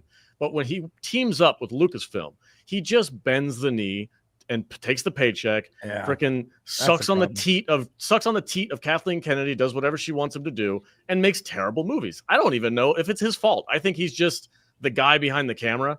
I think it's everybody else at Lucasfilm that it's like, yeah, we need this, and this check mark on all of your movies. And here's the basic layout for what you're going to make. And he's like, all right, fine. How much money am I making? Cool. All right. He's like, that's all it is. That's all it is. It's not his movie. It's Lucasfilm's movie. Yep. Yeah, and you think same's going to be true for whatever this nonsense that they're making, this Game of Thrones in Star Wars movie that they're going to end up making. That's all it's going to be. Yeah, and you'd think that somebody who claims to be a writer and is a great storyteller would learn a thing or two from Indiana Jones, because that movie was a bloated mess. I don't know about what you guys thought about it, but I was not a fan. I put it in the same category as the Crystal Skull movie that we don't talk about. I don't know what movie that is. I don't know. Exactly. You guys get it. Crystal what? Yeah, I've never heard of it before. Isn't that a vodka? That's a vodka, right? Yeah. All right, guys. Speaking of stuff that is a little bit surprising, did you guys know that studio heads are afraid of YouTubers? Like, they actually listen to what YouTubers have to say and are scared of it. So there's this great article here and Bounding into Comics. And Alex, I'm going to get to you in a second because I know you play, Kingdom Come. Yeah, boy.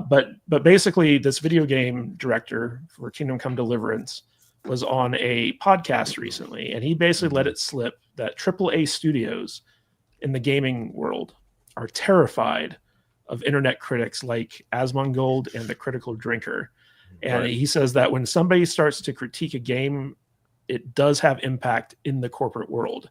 And I feel like the same is true of Hollywood as well. Like, people listen to Nerdrotic and the Critical Drinker and stuff like this, and 100%. They're scared when they run afoul of these people. There's a reason why Terry Matalas courted the online critics for season 3 of Picard, because he knew that if he could win them over, it would reflect in the ratings. So I want to start with Alex on this one, because he does play Kingdom Come Deliverance. Do you agree with the director's sentiment that big studios are aware of what YouTube critics are saying about them? 100%, absolutely. Especially these at this point in time, especially in the nerd sphere and video game sphere, these names like Asmongold and Critical Drinker and Nerdrotic, these are household names to their key demographic. The people they are trying to sell their product to all watch these guys. The mainstream media is dead. YouTube is the place where people get their information from, whether it's freaking Jeremy Johns for movie reviews. Like, that guy can tank a movie 100%. He could put a video out there saying the new Nosferatu movie was dog shit rating, guys. Only fun if you're drunk, and it will affect the bottom line of that box office 100%. So yeah, and to credit Warhorse Studios, the people who made Kingdom Come, they've been like super based about, because their game is legitimately based in real history of Bohemia, of the Eastern European area over there where their game takes place. There's actual history that they're basing their game off of. These cities are real, these events are real, the characters in the game that you interact with were real people in history from the 1400s. They're like, and then once some freaking big glassed blue-haired idiot comes up and says, well, you don't have enough diversity in your video game. And he's like, it's about European history. Everybody was white. Like, shut up. Shut up. It's like, shut up. It's like, that's where they're, and I appreciate the hell out of it. The first KCD game, Kingdom Come Deliverance, it was on Steam for sale. I've never heard of this game before, but it was on sale for like $2.99. And I was like, you know what? I've been looking for a new RPG to jump into. I'm in love. I immediately fell in love with the whole franchise. I found out they're coming out with a second one in February. And when I'm reading about these interactions with the people who are in charge of this video game, I'm watching the promotional material for the new stuff, and they are just purely there to provide entertainment and a solid product to their key customers. And that's all they worry about. And I'm like, freaking good for you, man. Go for it. I will 100%, I will 100% support anybody who acts like that when it comes to video games, movies, or whatever, whether it comes to Sonic and they're like, you know what, guys, we really did fuck that up. Sonic looks like a freaking horror movie. Yeah, we're going to fix that. Like, as soon as they went, yeah, we're going to fix that. I was like, okay, I'm buying a ticket to your movie. Great. Yeah, and 100%. as soon as this guy says, no, we don't need more diversity in our video game because this is about Bohemian history in the 1400s. They are diverse enough. I'm like, I'm buying your fucking game for full price, bro. $67. I don't give a shit. I'm buying it. So it's like 100% YouTubers are the voice of, I would probably say at this point, the majority of the people that they're trying to sell these products to. They are the representation of the community that they're talking about. And it makes a huge difference when somebody huge like Gary or a Critical Drinker or one of these guys says something positive about a game or negative about a game. And as long as they're authentic about it and they're being real and I don't think any of them are really doing this for clicks. They're not going to be overly negative about Kingdom Come Deliverance 2 because they want more clicks. They're going to be like, no, this is a solid game. It's actually really well made. And I appreciate the fact that the studio's based. Like, all that is just make more people buy the game. So, yeah. Brian, you know, Alex talked about authenticity, and it seems to me that a lot of audiences have caught on to the fact that mainstream media are basically paid for, right? Like, you have these big studios that basically have the game journalists in their pocket. They have the movie reviewers in their pocket. They're afraid to bite the hand that feeds them. So they just give everything like a positive spin.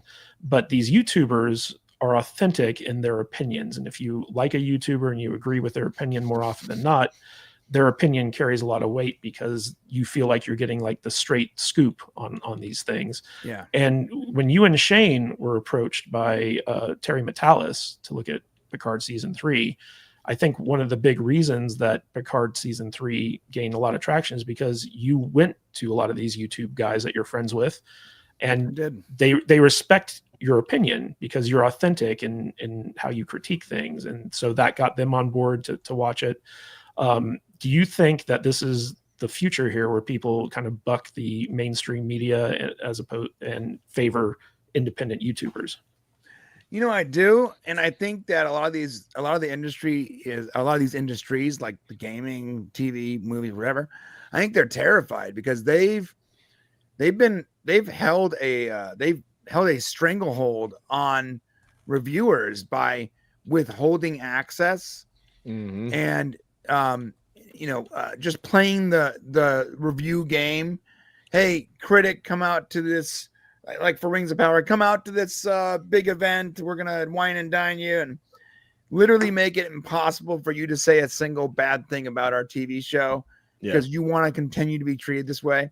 When Fast and Furious 19.5 comes out or whatever, you know, you have these critics that are being flown to Dubai and put up in $10,000 a month. You know, what are they going to do? Say it's a bad movie? Of course not. It's a form of bribery.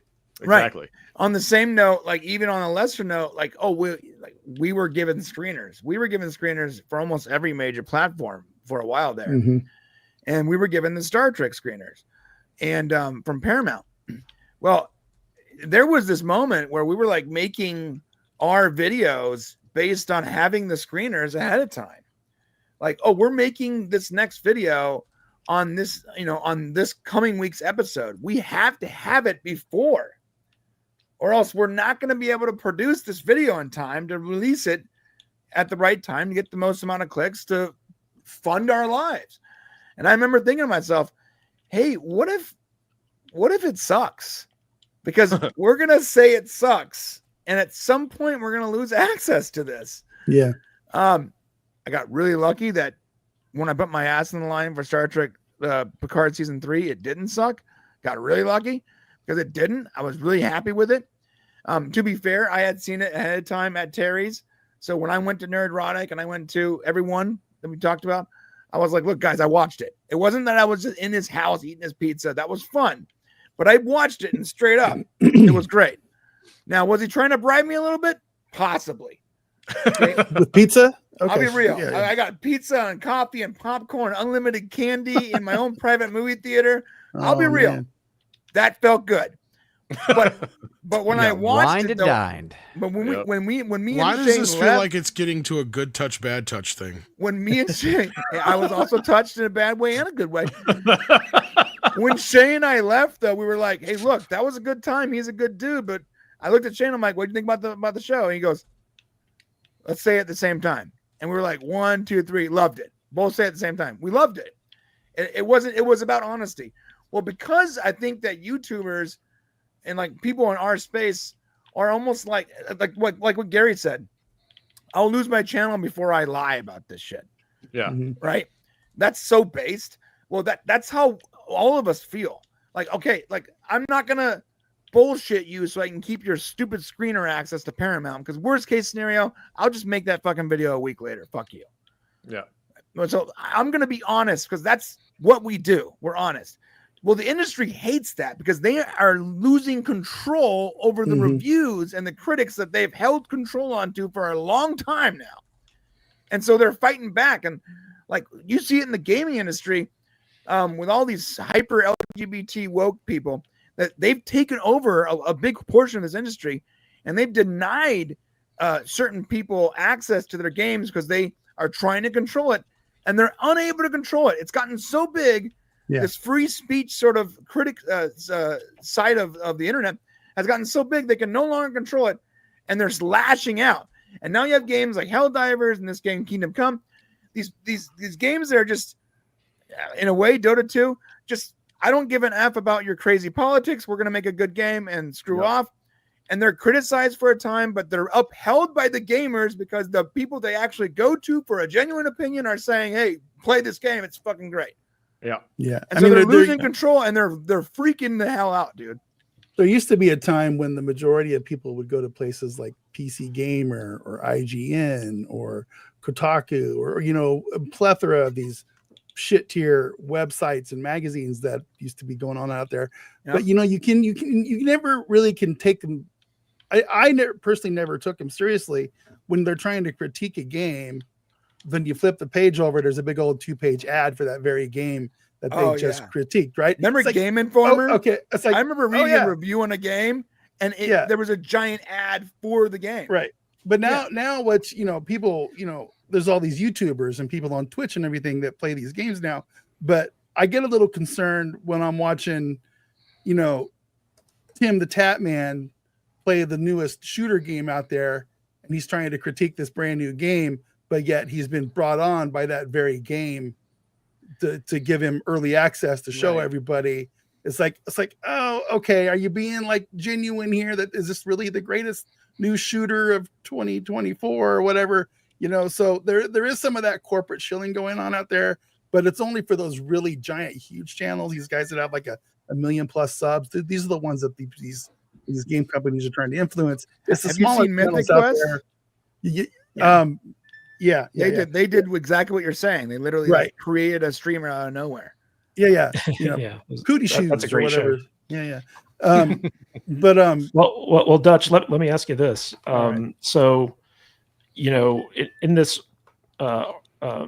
article, Mangold, who was a streamer who kind of came up from his World of Warcraft stuff, and you were big into World of Warcraft, he acknowledges that he carries a lot of influence on this stuff after he reacted to the video about what this guy said. And streamers, and you're a video game streamer as well, people spend multiple hours every day with their favorite streamers playing video games, and it creates like a bond, like a parasocial bond where everyone feels like they know you, right? And so like when a friend makes a comment, like it carries a lot of weight.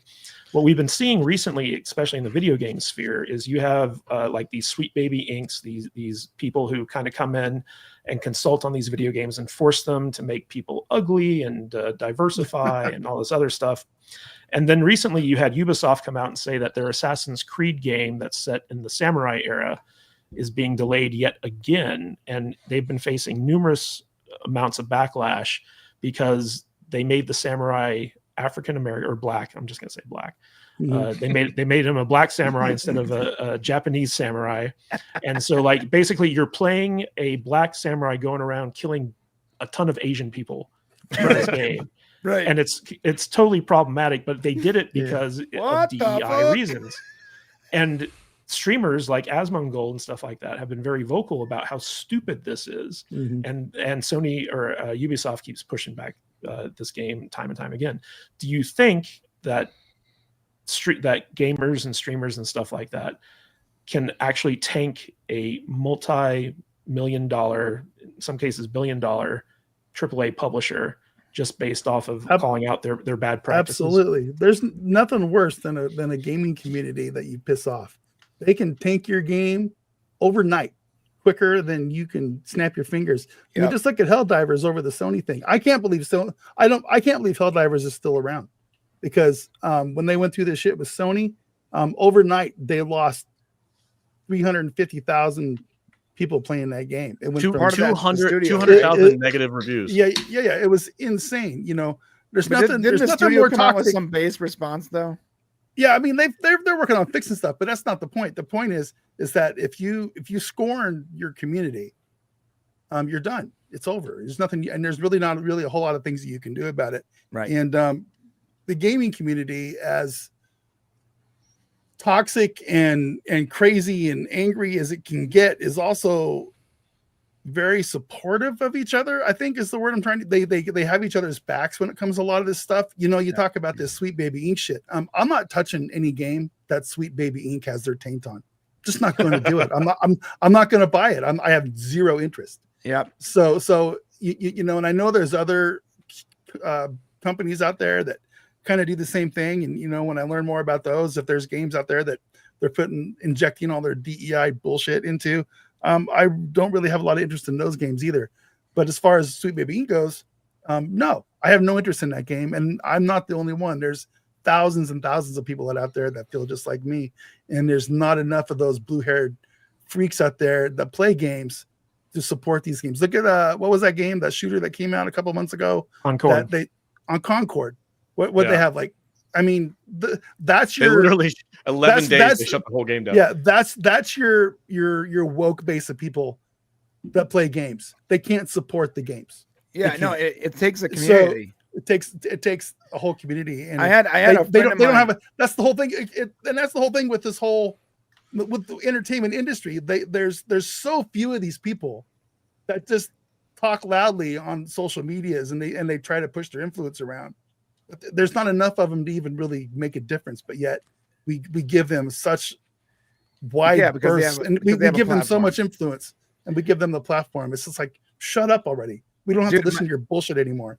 Because, a friend of mine who was a Dota personality said this. He goes, "Hey, you know how we're all super toxic to each other? Mm-hmm. That's how we roll. Yeah, that's how we roll. Fuck you and your mom. Okay, yeah, asshole. Yeah, exactly. Like, oh, thanks, man. I love you too. As toxic as we are to each other, remember, we're all playing the same game. We're all bros. Yeah.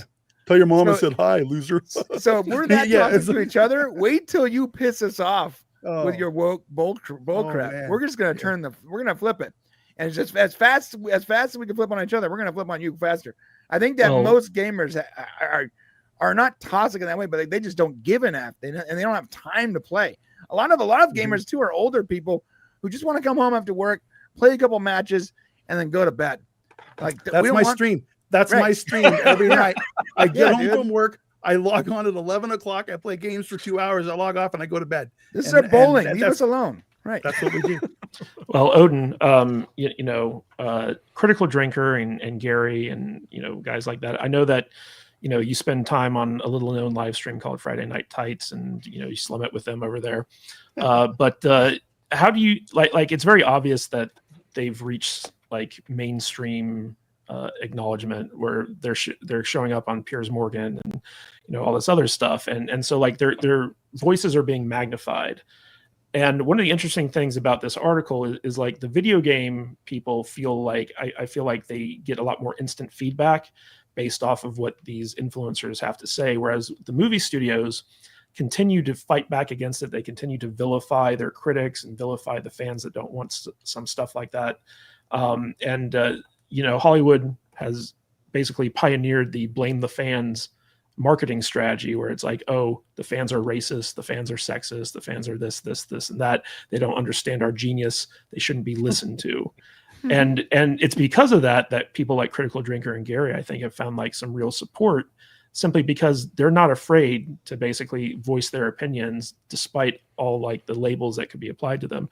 So how do you think they view an article like this, where they're basically saying that like, oh, these guys are the ones that Hollywood listens to and are afraid of? Yeah, I mean, I think that now, are you asking like what would like Gary and them think about an article like this? Is that the just like do they actually believe that they have this type of power?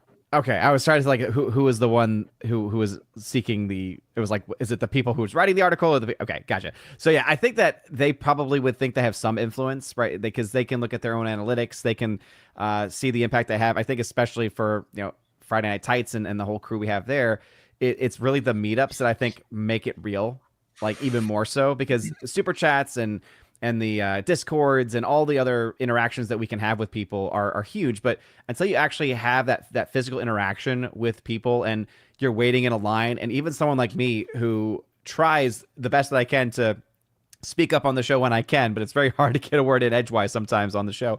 But even I like can be standing and talking to people for like 4 hours.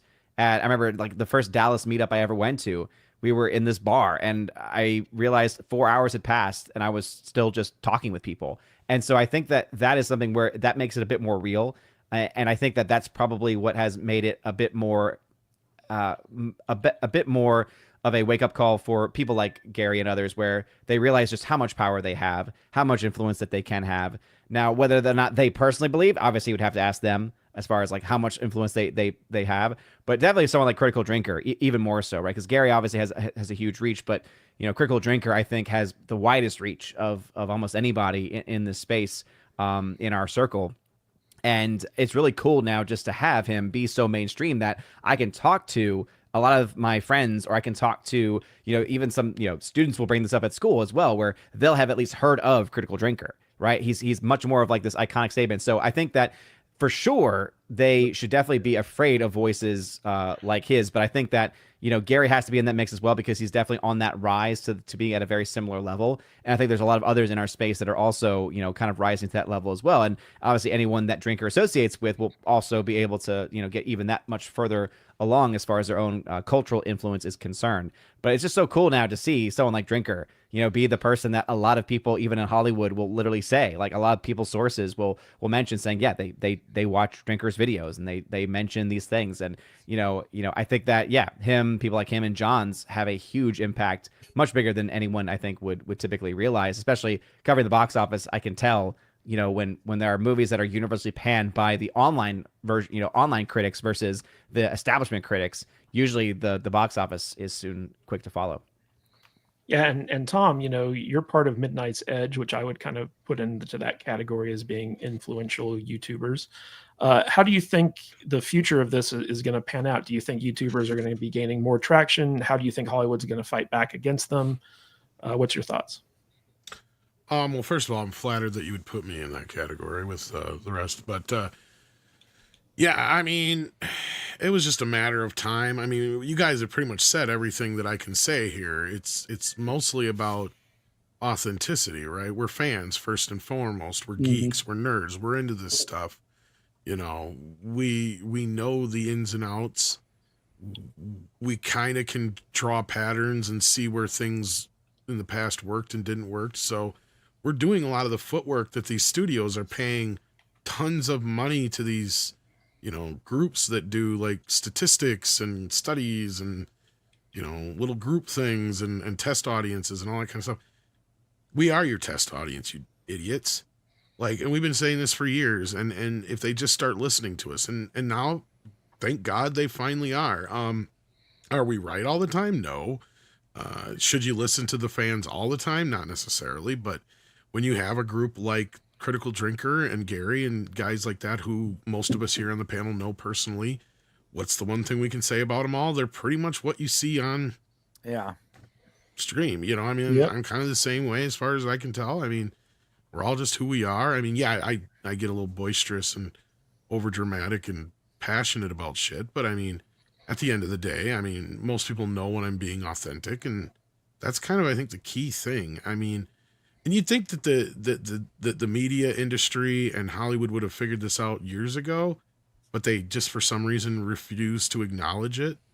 They just continue to try and sell us the lie, and we're just supposed to play along, I guess. I mean, that's just what it is. But no, it's great to see these guys pop up on like Pierce Morgan, or even hear like Valiant Renegade's name mentioned on Gutfeld and stuff like that. So like, yeah, I mean, even to see our name pop up in a article or something like that sometimes gives me that whole kind of like, wow, we're actually making a bit of an impact. To hear J.J. Abrams mention us as the fandom menace, you know, I mean, little things like that do make an impact. And regardless of what some people want to try and pretend and say, when those things happen, it legitimizes us. When James Mangold turns around and retweets you, Matt, and tries to make a mockery out of you, when we all knew how that was going to turn out, right? Like, I mean, let's be real. In what universe, what multiverse, and what MCU multiverse is there a good 5th Indiana Jones movie? I'm willing to bet none. So, like, in this world where we can tell you whether or not this is a good or bad idea, maybe they should start listening to us. Sonic's a great example. You guys have given all great examples of where things have been. You guys have made a difference with Star Trek, you know, the Picard season 3 and stuff like that. I mean, we've had our little piece of cultural impact. Like 25% different has now become kind of a meme. And I know we originated that shit. So, I mean, because it's true, it's what it was. And they've come back to finally admit that that's basically what it is. It's this unquantifiable difference that it has to be. So lawyers can say, yeah, we could argue in a court of law, that's different enough, at least 25% different. That was the term that was put out there. So like just little things like that, you know, I mean, it's really kind of neat to be part of the culture that we love so much. You know, at the end of the day, I think that's the big part of it that really impacts us the most. And I think the big part about these YouTubers is that they're the voice of the audience. A lot of people watch these guys because they have a hard time articulating what they feel is wrong with the entertainment that they consume. These guys just nail it. Yeah. But these guys, they become the voice of the fans. And I feel like going forward, if Hollywood and the gaming industry continue to not only ignore these voices, but fight back against them and try to attack them, it's to their detriment. You know, like I think there's a reason why Zuckerberg came out and said, "Oh, we're cleaning up our shit at Facebook," right? You know, because he's kind of in tune with where the winds are blowing. Boy. That's a whole other topic. Zuck. That is a whole other topic that you won't get to talk about because you won't be here. No, but I want to show Culture Casino for $2. Brian is a confirmed shill and grifter. It's true. Facts. And we also have Brian's fan club leader here. We got Fluffy Panda for $2. At least no one at FNT hates the Goonies. You don't know that. You don't know that. Abomination made a great point saying Ryan probably hates the Goonies. All right. I can think of worse teams to be on than Ryan's. All right, guys. So Dutch Butters. We're coming to the end of your final show on Saturdays as a regular. I want to know before I give you the microphone, is there any monetary goal that would get you to show your feet right now? If people start doing super chats, what is the upper limit? What is your obsession with his feet, Tarantino? In order for him, no. This has been going on for 4 years. Obsession. Get your fetish out of here. Yeah. No, it's not a fetish. It's I told dominance. you, nobody wants to see these things. They're at least Tarantino keeps trying to show us cute chicks' feet. You're just trying to get us to see Matt's feet. I don't like it. I put up a poll before the show started. It said, "Will you miss Dutch Butter's feet?" And 71% of our chat says yes. And what was the other option, Matthew? The other option was "I love feet," which came in at 29%. But Dutch, what for $500 would you show your feet? No. All right. For $400, would you show your feet? $1,000 down. All right, $1,000. $1,000. No, I'm not doing it. Why does that feel like a Seinfeld episode? Yeah, because I know there's some people in the chat that would do it, and I don't want to show my feet. So that's not happening. All right. All right. Well, Dutch, gonna happen. since you're not going to show your feet, I suppose you can give your farewell I address. am- Do you have any final maybe- words to the maybe Salty if when Saturday I- regulars? Maybe when I come back someday and I'll do it from the studio, and I'll get happy with that gallon bottle of Buffalo Trace that we have in the cabinet back there. Yeah, buddy. We'll get my feet on the screen. But no, I don't know what to say, man. I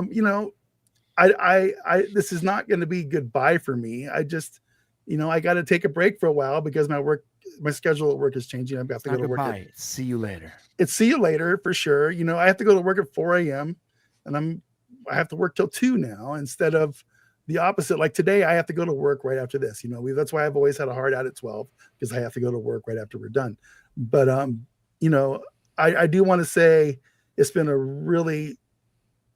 lot of fun starting this show and getting it to this point. When we first started doing this, we had the Salty Nerd crew to kind of build off of, and we started out with 20, 30 people in the chat, and now we're consistently over 300 to 350, and we get bigger guests. We'll be over 1,000. When Gary came on, it was huge, and we were up to 1,500. Yeah, so we're not at where we want to be yet. My initial thought on this was like, we're going to be the Friday Night Tights of Saturday morning, and that's kind of what I think all of us on YouTube, we all kind of like use that in this sphere as our guide. I never wanted to have 12 people on the screen, and Kadish would go insane if we usually have more than 5 people on the screen because it's hard to control. But no, it's been really fun growing this thing, and I think Salty's going to have a lot of fun taking my place for a while. And I will be back. I might even call out sick some Saturday and just pop in and see what you guys are all up to. So, thank you, Odin, for becoming a regular. Tom, thank you for becoming a regular. Brian, love you, dude. You're my bro. And like I said, I'm not going very far. I'll always be close. And I come over to the Salty Nerd Gaming channel, and I'm on there almost every day. I live stream almost every single day, and we have a lot of fun over there too. So, I know there's guys in the chat like Ajax. He's a regular over on the gaming channel, and I hope to see some of you over there. So, because I am going to miss doing this. Dutch, do you want to give Alex any advice for filling your big shoes with your beautiful feet? Don't worry about doing any of the homework. He's gonna send you a list of bullshit every week. Just read the ones that actually interest you. You're only gonna get the half of them, so maybe you'll get lucky and read the ones that are important. Okay. And he's gonna go on these 5-minute long tirades that are supposed to be a question. and then he'll ask you something, and then you're gonna go, I don't know. You just answered your own question, bro. So yeah, and then Brian will interrupt you and go on a rant, and then I do that a lot. Sorry, Brian's rant was epic today, though. Yeah, it was epic. That was fantastic. So him and man. Tom both about California. That was spot on, dude. Any ideas of filling your California shoes sucks. with your big beautiful feet? So what? Well, what? I missed something. What does it say? Got big, beautiful feet. The biggest feet ever. Beautiful feet. Yeah. So yeah, thank you everybody for the best feet we've ever seen. It's been a really good run, and there will be a Dutch 2.0 run coming on pretty soon. One of these days. I don't really plan on working at this casino past 2025, so at the most I'll be gone is probably 9 to 10 months. So hopefully I'll be back very soon. So, well, Dutch, I can say I will miss sending you all your homework for you to do none of it and come on screen and have me ask you a question and say, I don't know, just skip me. Or I don't care. Yeah. Which is he'll get that the case. Talk about crypto. I like this in the chat. Can Salty be called Salty Butters now? No, not at all. Yes, since he's replacing salted butter. Salted butter. Yes. All right, so Dutch, it's been great having you on as a regular for the past 4 years. Yeah, man. You'll be missed, but you will be replaced by a worthy successor in Salty himself. Alex, Any final thoughts you want to talk about the gaming channel, the future of the gaming channel, anything like that? Yeah, on a dead serious note, guys, you know, a lot of us use these YouTube channels as ways to supplement income or to just, hey, who knows, maybe one day I'll make it and I'll be able to do it full time. I am trying to help Dutch get to that point with the gaming channel. So please go over there. We've got 20,000 subs on this channel. Please, if you are at all interested in video games, go over to the Salty Nerd Gaming channel. Dutch live streams every day. We cover topics about, I'm going to be covering KCD2.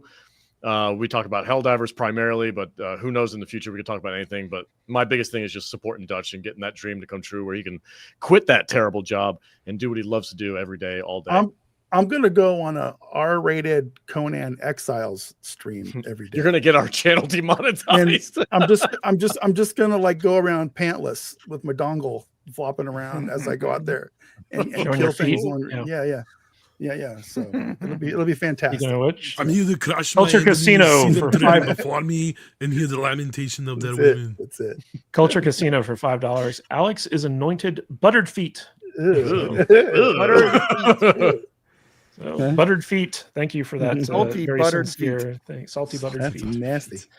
Odin, Lord of the Shelves, King of Pineapple Pizza. Do you have anything you want to say to Dutch Butters before he leaves this mortal realm for good? Yeah, I will miss Dutch. I will miss the way he always said no when you asked him to show his feet. No. But no, it's always fun having Dutch on here and having our conversations. I've seen him. I remember him back when he went by a different name. So to see him go through that progression. Don't you dead name him. I said a different Don't you name. do it. That's all I said. It's all right. Okay. But it's been amazing to see you grow, Thanks, man. to see you come out of your shell like a beautiful flower. You've blossomed. You've blossomed into what you are. I don't know why I've turned this into a telenovela now. You know what? I'm gonna be happy that Odin's not gonna be the only Christian on the panel anymore. Yes, we could both be like, can we not talk about porn today, please? Please not do the OnlyFans story this week. Thank you very much, Lord. That'd be freaking awesome. But no, Dutch, it's gonna be not the same. No control over what is being spoken about here. Okay. Yeah. All right, Mr. Kadish has words. Yes. Tom Connors, you have any final words to say to Dutch Butters before he leaves us for good? Thank you, Tom. That's perfect. I love it. I love you. He says, I love I love you, man. Does Joe Biden have any final words for Dutch Butters? I like turtles. Dutch Butters was a wonderful man. He did everything he could for this country, and this country didn't do enough for him, and that's why he left us that's so good. high and fucking dry. Bro, that's Where are the best. you now, Dutch Butters, when we need you? That corn pop was a bad dude. Why is it so good?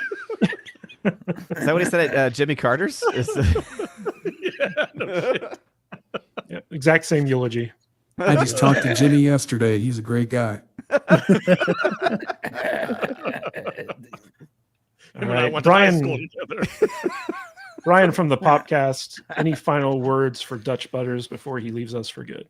Yeah, you're not leaving for good because just No. see you later. I'll see you in about 6 months, I'm sure. I'm sure I'll see you before that and actually Hopefully in person at some April. point. Come Yeah, on in over. April or something. No, man, it's been great streaming with you for the last 27 years. Yeah. And we'll be doing it again. So Yep. We certainly will. nothing's it's just a slightly little bump in the road, but we'll be back soon. Yes, That's it. hopefully. That's it. I love you, That's man. it. I love you, Dutch. I love you too, man. Hopefully. Well, Mr. Butters, it has been an honor and a privilege for the past 4 years to live stream with you every Saturday. I think our uptime on Saturdays was something like 99%. Like we never missed a day, except for the Yeah. days that we purposely took off for the holidays, which I know Odin appreciates. But I've had a lot of fun doing this with you. It started off as your live stream. I slowly took it over. And I let you take it over. It's like, yes. please. You Take it did, over. and you were always a partner in this. As much as we like to joke around, you do show up, having read the articles and prepared to talk about stuff until I get to you, in which case you're just like, well, I'm bored. Go to someone else. But had a lot of fun with it. Hopefully, you'll be able to come back on occasionally. And once you retire from your corporate job, you can come on full time. But you got a lot of fun stuff going on over at the gaming channel. Yep. So hopefully that takes off, and we'll be able to do even more stuff here on the Salty Nerd channel in 2025. I want to thank everyone for showing up for our first show of 2025. Big shout out to Scotty Dubb for regaining his top spot at a discount, I might add. But want to just give big shout outs to Jillian H, Anthony Mark, Shorty Short, JT Gunn, The Mum, Major Chai Chai, Mexican Iron Man, Culture Casino, Fluffy Panda, and of course Scotty Dubb. We will have a new leaderboard on the next episode. And we're going to be back in force every Saturday, same salty time, same salty channel. And Dutch Butters, I'm having a malfunction with my web browser, but I would like you to take the honors of ending this live stream by pressing the button and wishing everyone a salty Saturday. He's coming back here someday. Well, once again, thank you everybody for watching the show, and thank you everybody on the panel. And I'm just gonna hit the button and get out of here. I got to go to work, so you guys come back next Saturday and support the stream, and we'll see you all later. Have a good one. Stay salty. Bye. Bye bye.